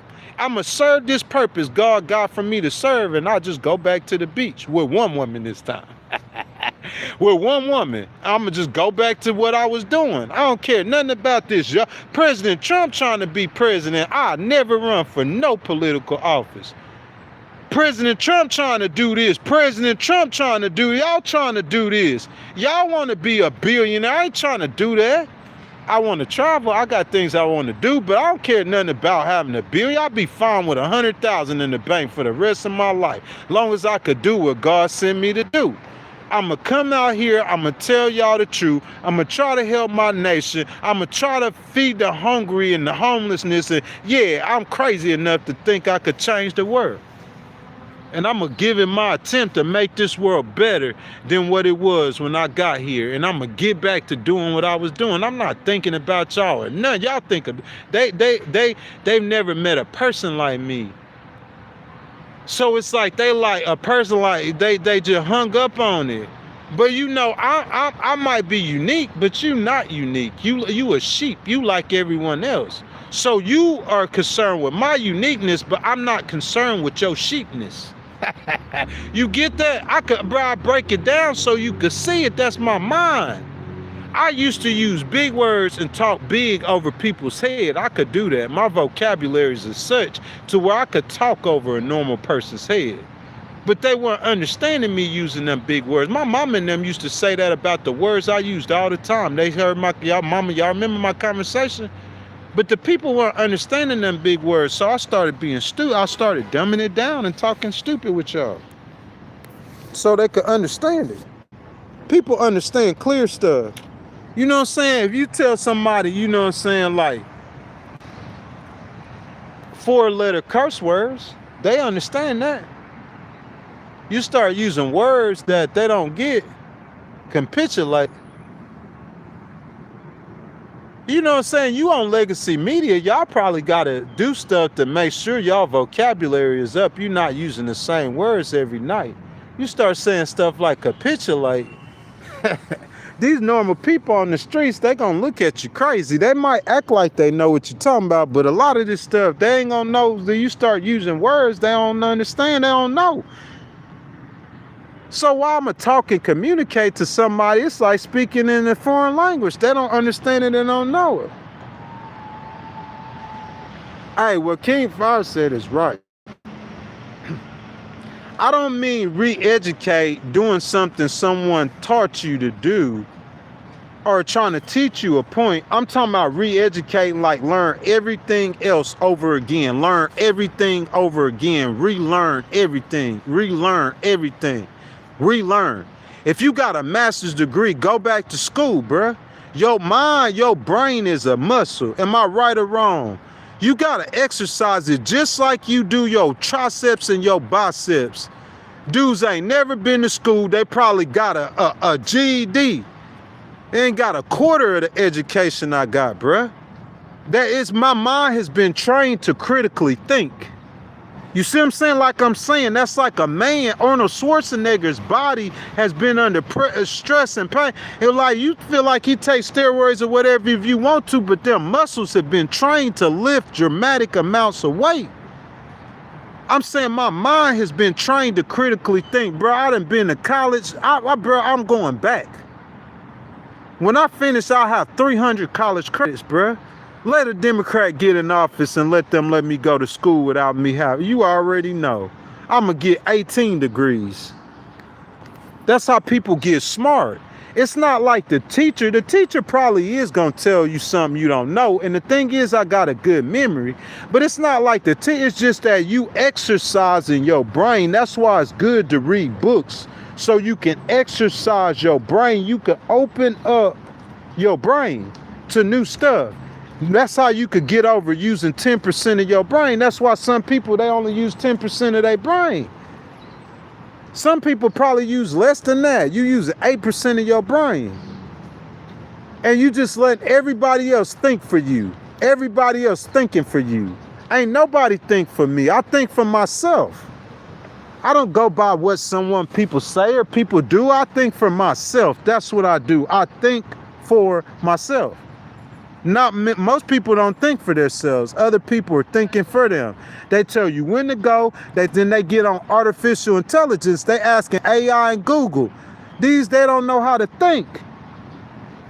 You go to college, they're going to train you how to think critically in critical situations.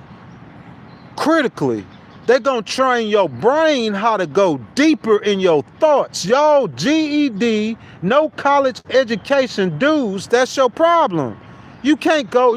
Imagine you with a G and you going over there. What? I know this the New England, so I know they got a school somewhere around here. Imagine you going out to Connecticut and one of them's kind of to a Princeton. You see what I'm saying? And you ain't them people. They've been trained to think critically. That's how they create artificial intelligence. Your mind can't go there. They thinking about stuff that you ain't. Your mind ain't. You ain't no thinker, bro. You ain't been. Don't get in here and argue with somebody who knows how to think deeply and critically. I was already a deep thinker. You can ask my mom. That guy, Terry Collins, I told you about, I already overthought or overanalyzed stuff. You could ask him. That's the problem. I'm a thinker. And you got a hard time dealing with a thinker. I don't care what I do. I'm a think. I'm a create new ways to do stuff. That's what I do.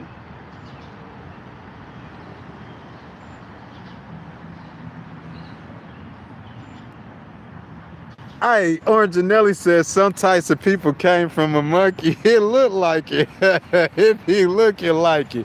But I just believe God, though. Orange and Nelly, I know you just playing. I see you in here all the time. But I believe the Bible says in the beginning, God created the heavens and the earth. And I believe that's exactly what happened.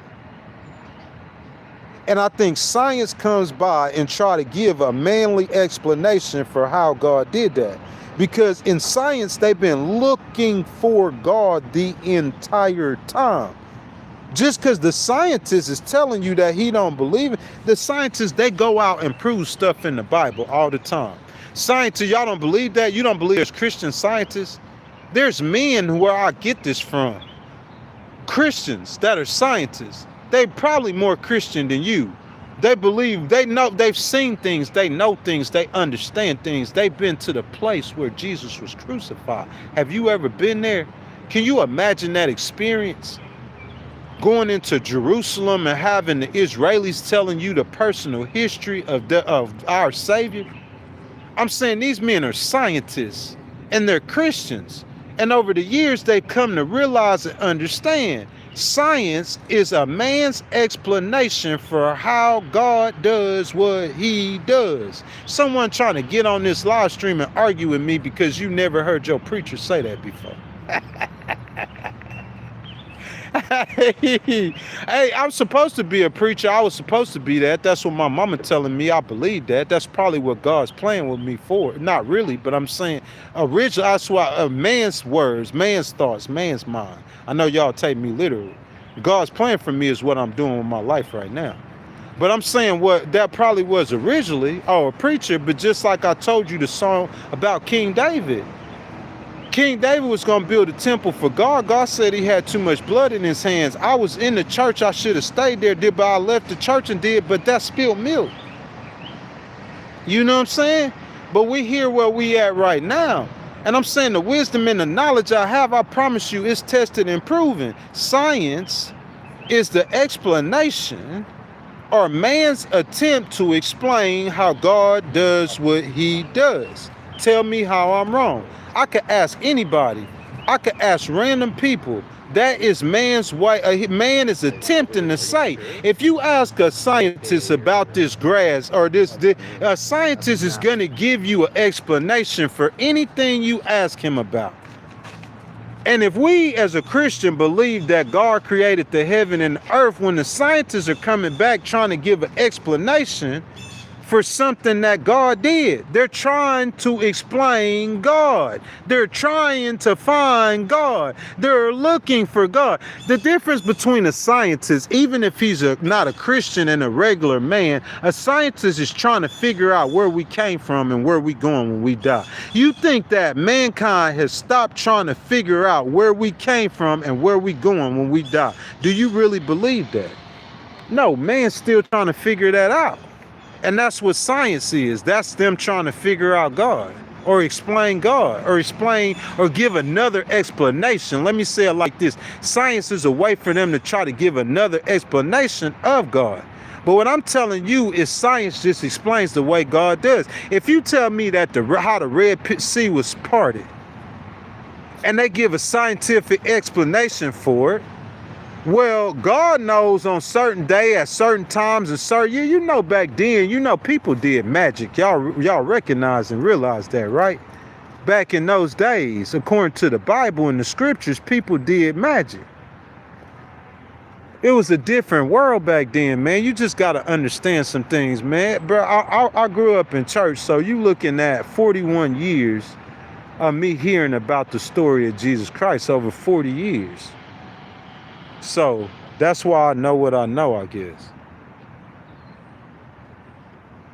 You said on what did Orange and Nelly, I could tell you, hold on.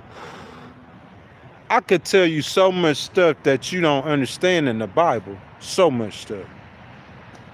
We could start talking about Cain's wife. We could start talking about who God talking about the giants that walked the earth. Where they come from, we could start talking about God talk about the sons of men who came down from heaven and made it with the women. There's a lot of stuff in the Bible that you don't understand or that I don't understand. You think I understand everything about God? You really think I'm sitting on this live stream like I'm some kind of special person who understands everything about God? That's when I got wise, was when I admitted that there's a lot of things that I do not know. That's when I got wise. There's a lot of things the Bible don't understand. God did that intentionally. God ain't like President Trump. He ain't gonna tell you what he finna do. God gonna try to confuse you. He gonna mix you up. The Bible say they were building a tower to heaven, and that's when God struck the world with different languages. And so they woke up trying to build a tower to heaven, and this dude speaking Spanish and he's speaking Russian.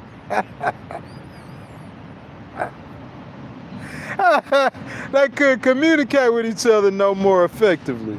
So that's what I'm trying to tell you. Man has been for eternity. Imagine them trying to build a tower to heaven. Why would God stop that? I can mess your mind up. If mankind got out here today trying to build a tower to heaven like we know of, so you gonna build a tower that's how many feet tall? 1 trillion feet tall? You see what I'm saying?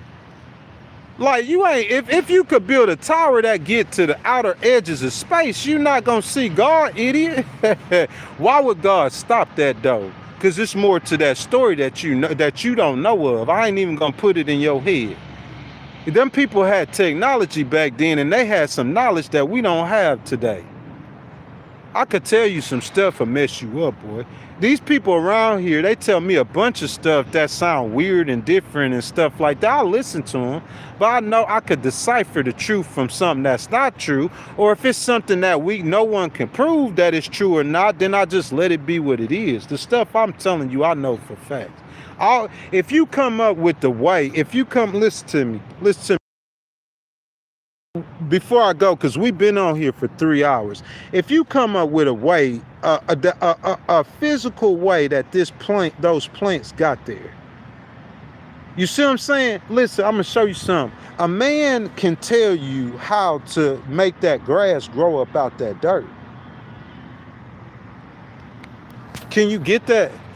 He could tell you a physical way of planting a seed and watering the plant. That's science, right? Then we learn that in science about. So a man could tell you a scientific way, a physical way of planting that seed and that plant growing, right? But if you ask a Christian how that plant grew, they gonna tell you it's God. God created that plant, and that's how. So the science explaining God.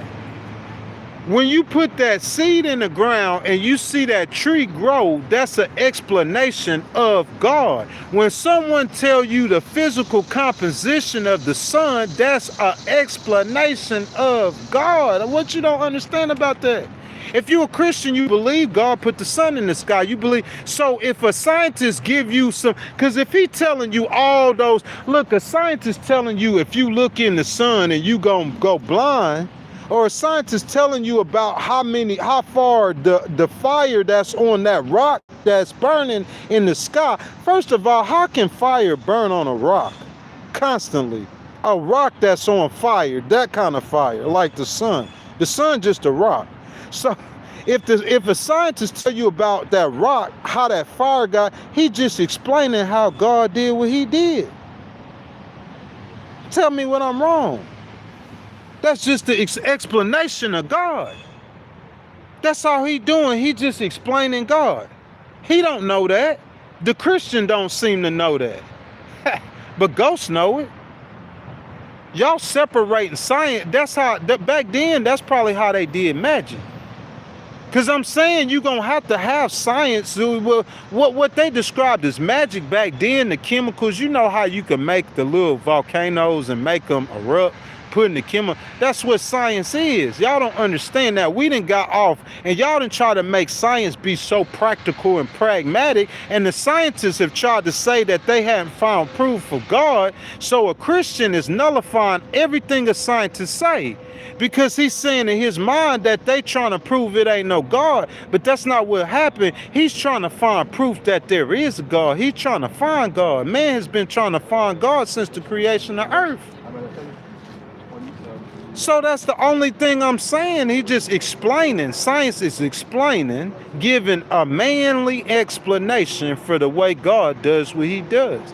You can explain how a hurricane is created, but it's God. You can't see God. You can't see the hand of God. When God said he stood out there on nothing and he said, let there be light, and there was light, you're not going to see God standing out there if you was out there in the present unless he wants you to see him.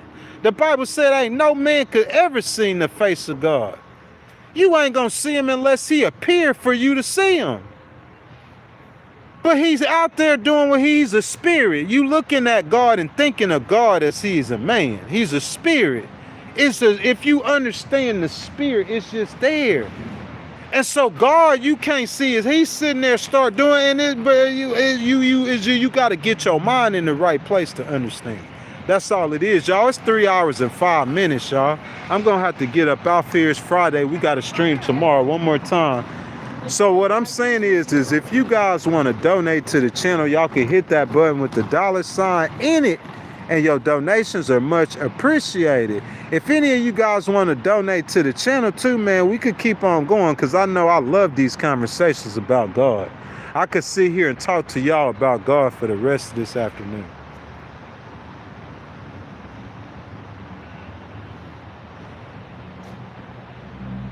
They have fossils, yeah. What's fossils got to do with anything? You got fossils, so what somebody must have asked about the dinosaurs. The Bible is explicit about certain creatures that roam the earth. Listen, God ain't gonna put everything in the Bible. Can you understand that? That's intentional. Do I believe dinosaurs was on this earth? Yes, that's crazy. Why wouldn't they have? God said in the beginning, God created heaven and earth, right? What chapter he said he created man in?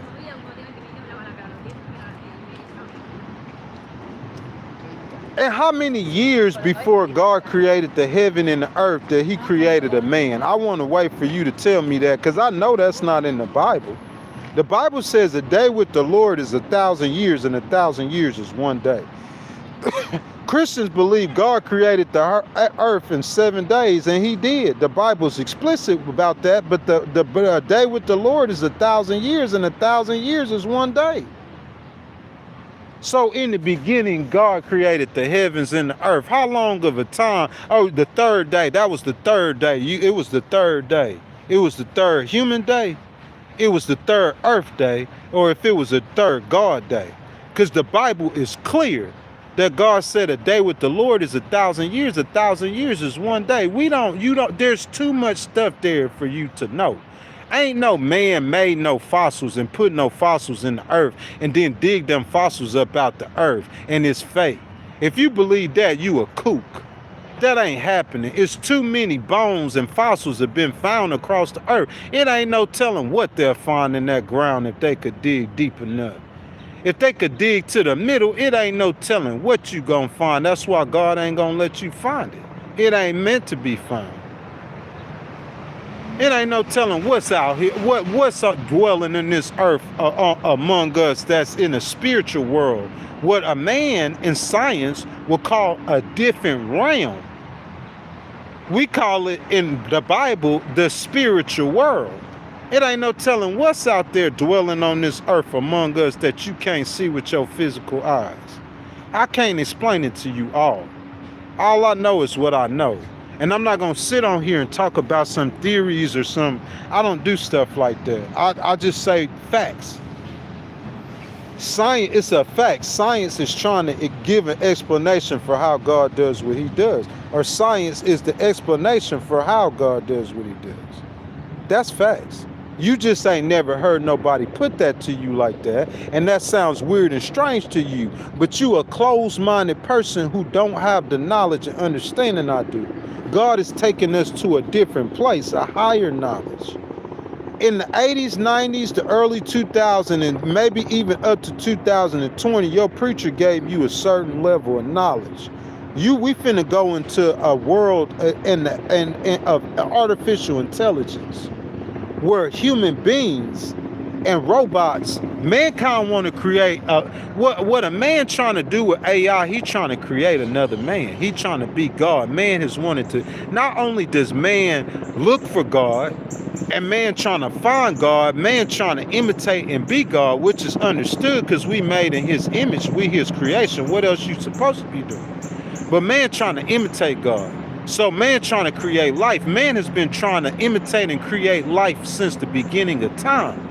So we living in the age of we ain't gonna be able to tell what's real and fake. You see this AI today, you don't even know what's real and fake. They gonna try to mix a man with a human. A man and humans, they trying to mix literally a humanoid with a real man, real human skin cells on a robot. You living in a world where your mind, you ain't gonna be able to tell what's coming and what's going. That's what I'm saying. You too old. You need to go sit down and let the one God's put here, because I'm of the age and the knowledge to deal with this. You 80-year-old, 70-year-old preacher, you can't deal with the AI world. You gonna talk about something you learned in the 80s. I'm saying we of the generation. I am of the generation of Facebook and Instagram. You feel me? I know I done got old now, but them apps are old. MySpace is old. I'm of that generation. I'm of that generation of androids and robots. You see what I'm saying? I tell my mama about some of this stuff. Cars driving around by themselves. She think I'm the Terminator. What? You know what I'm saying? But you tell my little nephew that. My little nephew, he understands that. He was talking about that 10 years ago when he was, Mama, we gonna have cars that's driving around. He 30 now. We gonna have cars when he talking about that 20 years ago. We gonna have cars driving around by themselves with no driver. And I tell my mama they doing that. Her mind don't get that. You too old. You gotta get out not my mama, she ain't in no leadership position, but she's 70. Those leaders that are that age, you gotta get out the way and you gotta let us run. It's our time to run this earth. How many of y'all 50 years old and younger? It's our time to run our nation. I'm gonna support VP Harris being 59, 60, 61, 62. She not too old. Getting close though. AOC, like, you know what I'm saying? Josh Shapiro, JD Vance, he not too old. He get it. Marco, he get it. President Trump, he just slightly a little too, I mean, he got to go to Barron Trump. He got to go to his sons. He got to go to JD. That's why he got a young vice president. He got to go to them to, President Trump don't know nothing about crypto, nothing. They telling him all that stuff. I promise you, they teaching him that. He probably still don't understand. He too old. How good is he at technology? 80 years old. That's what I'm saying, bro. Like, the world that we live in, we got to get somebody who understands this world to run it. And I'm saying, at 46, I grew up, bro. I was born in 1980. You talking about people that were born in the 40s, 50s, 60s. If you were born in the 40s, 50s, and 60s, I think you too old. I got a sister, man. She, I'm 46. She about to be 49. You know what I'm saying? And I promise you, bro, she could do anything you could dream of on any kind of technology, computer, or anything. Because we are of the age, it's our turn to run our earth.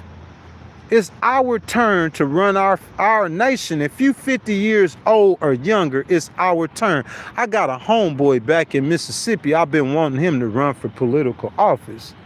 And I'm saying he just now getting to 40. And he's saying, oh, Greg, it's too early. It's not our, yeah, baby. Jeremy, it's our turn. It's our turn. The ones of us who got the answers, we need to step up and we need to help take control of our nation so these old people don't destroy us trying to live back in the 1980s world. This is not the 80s. This is not the year 2000. It's not even the year 2020. It's a changing world, man. Things are so different in this world and we need to adapt to the changes.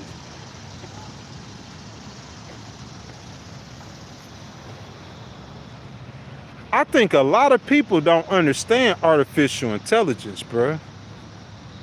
I think a lot of people think artificial intelligence is just ChatGPT. I think a lot of people think artificial intelligence is just cars driving by themselves. I think a lot of people think artificial intelligence is just drones. Even some people who got more knowledge and went and read up on artificial intelligence, they see Elon and they heard Elon say that his biggest company is not going to be Tesla. His biggest company is going to be a company that creates humanoids. Elon said his biggest company, he's ready to manufacture millions of humanoids, robots that look like humans. Most people don't understand artificial intelligence and what your world gonna look like in 2035. You don't even understand it. Half of y'all don't even think enough to care. You can't even think, you don't even care. I'm saying, how he gonna lead a country and he don't understand it?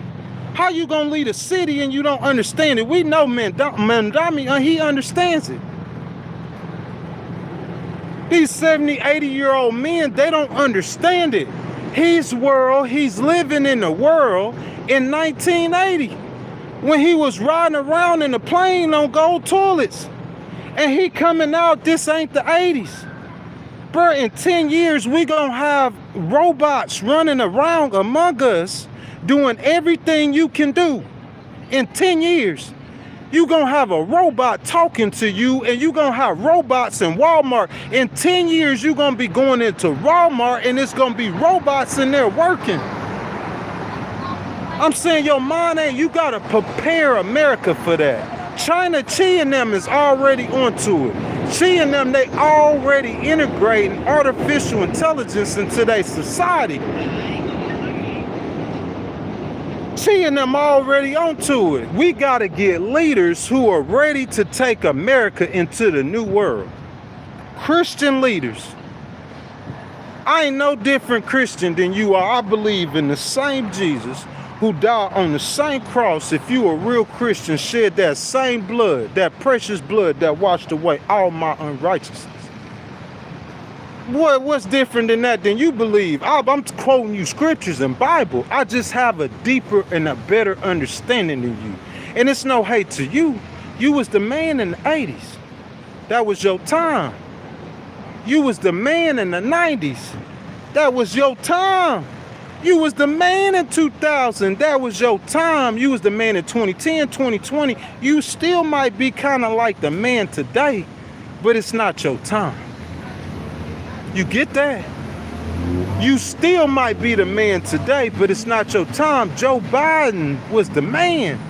Whether you want to give him credit for it or not, how many people elected to the U.S. Congress, the U.S. Senate multiple times and become president? We only have 40-some presidents, and a lot of these presidents been re-elected the same over and over. So you got to think about that. President Trump was the man. Trump Towers, we could walk around the corner to Trump Towers, Trump International. He was the man. He was the man in the 70s. He was the man in the 80s. He was the man in the 90s. He was the man in 2000. He was the man in 2010. He was the man in 2020. He's the president today. But he passed his time. President Trump passed his prime. President Clinton used to be the man at one time, but not today. He passed his time in his prime. Them old politicians with them old ideas. We need a new politicians with new, fresh ideas to take us to 250 more years of greatness. Y'all, I'm talking about people past their time. I'm way past my time. That's 3 hours and 18 minutes, y'all, and I did that without no donations, man. You know what I'm saying? Upper West Side, Manhattan, Central Park. I appreciate y'all, man. I love y'all, all y'all who showed up and turned out. Man, what we gonna pray for moving forward, we just gonna pray that, like with this ICE situation, man, we just gonna hope and pray that, you know what I'm saying, that President Trump, like he'll back up a little bit out the way and he'll allow Tom Homan and them to do the job, because Tom Homan knows what he's doing and he's talking about, I promise you. President Trump, if Tom Homan or DHS Secretary Mullins said to stop those stops, to stop those traffic stops, that's probably what y'all need to do, because I got confidence in those men that they know what they're talking about. So if you see ICE getting, you know what I'm saying, back into the news or whatever, President Trump, don't make the mistakes you made last time with Kristi Noem.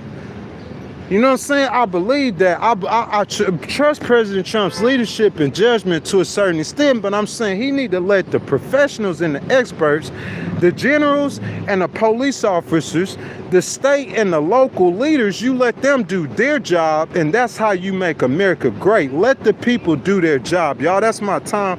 I love y'all. I appreciate y'all. Y'all make sure y'all hit that notification bell so y'all could go live every time we go live, and I will see y'all in the morning, tomorrow morning, Lord willing, 7:15. Well, tomorrow's Saturday, right? So that's tomorrow morning at 8 o'clock a.m. Eastern time. Until then, y'all, it's Big Ghost Rider, man. Orange and Nelly, Justin, man. I'll see y'all in the morning, right? We've been on for 3 hours and 20 minutes, man. You know what I'm saying? I'll see y'all in the morning, man.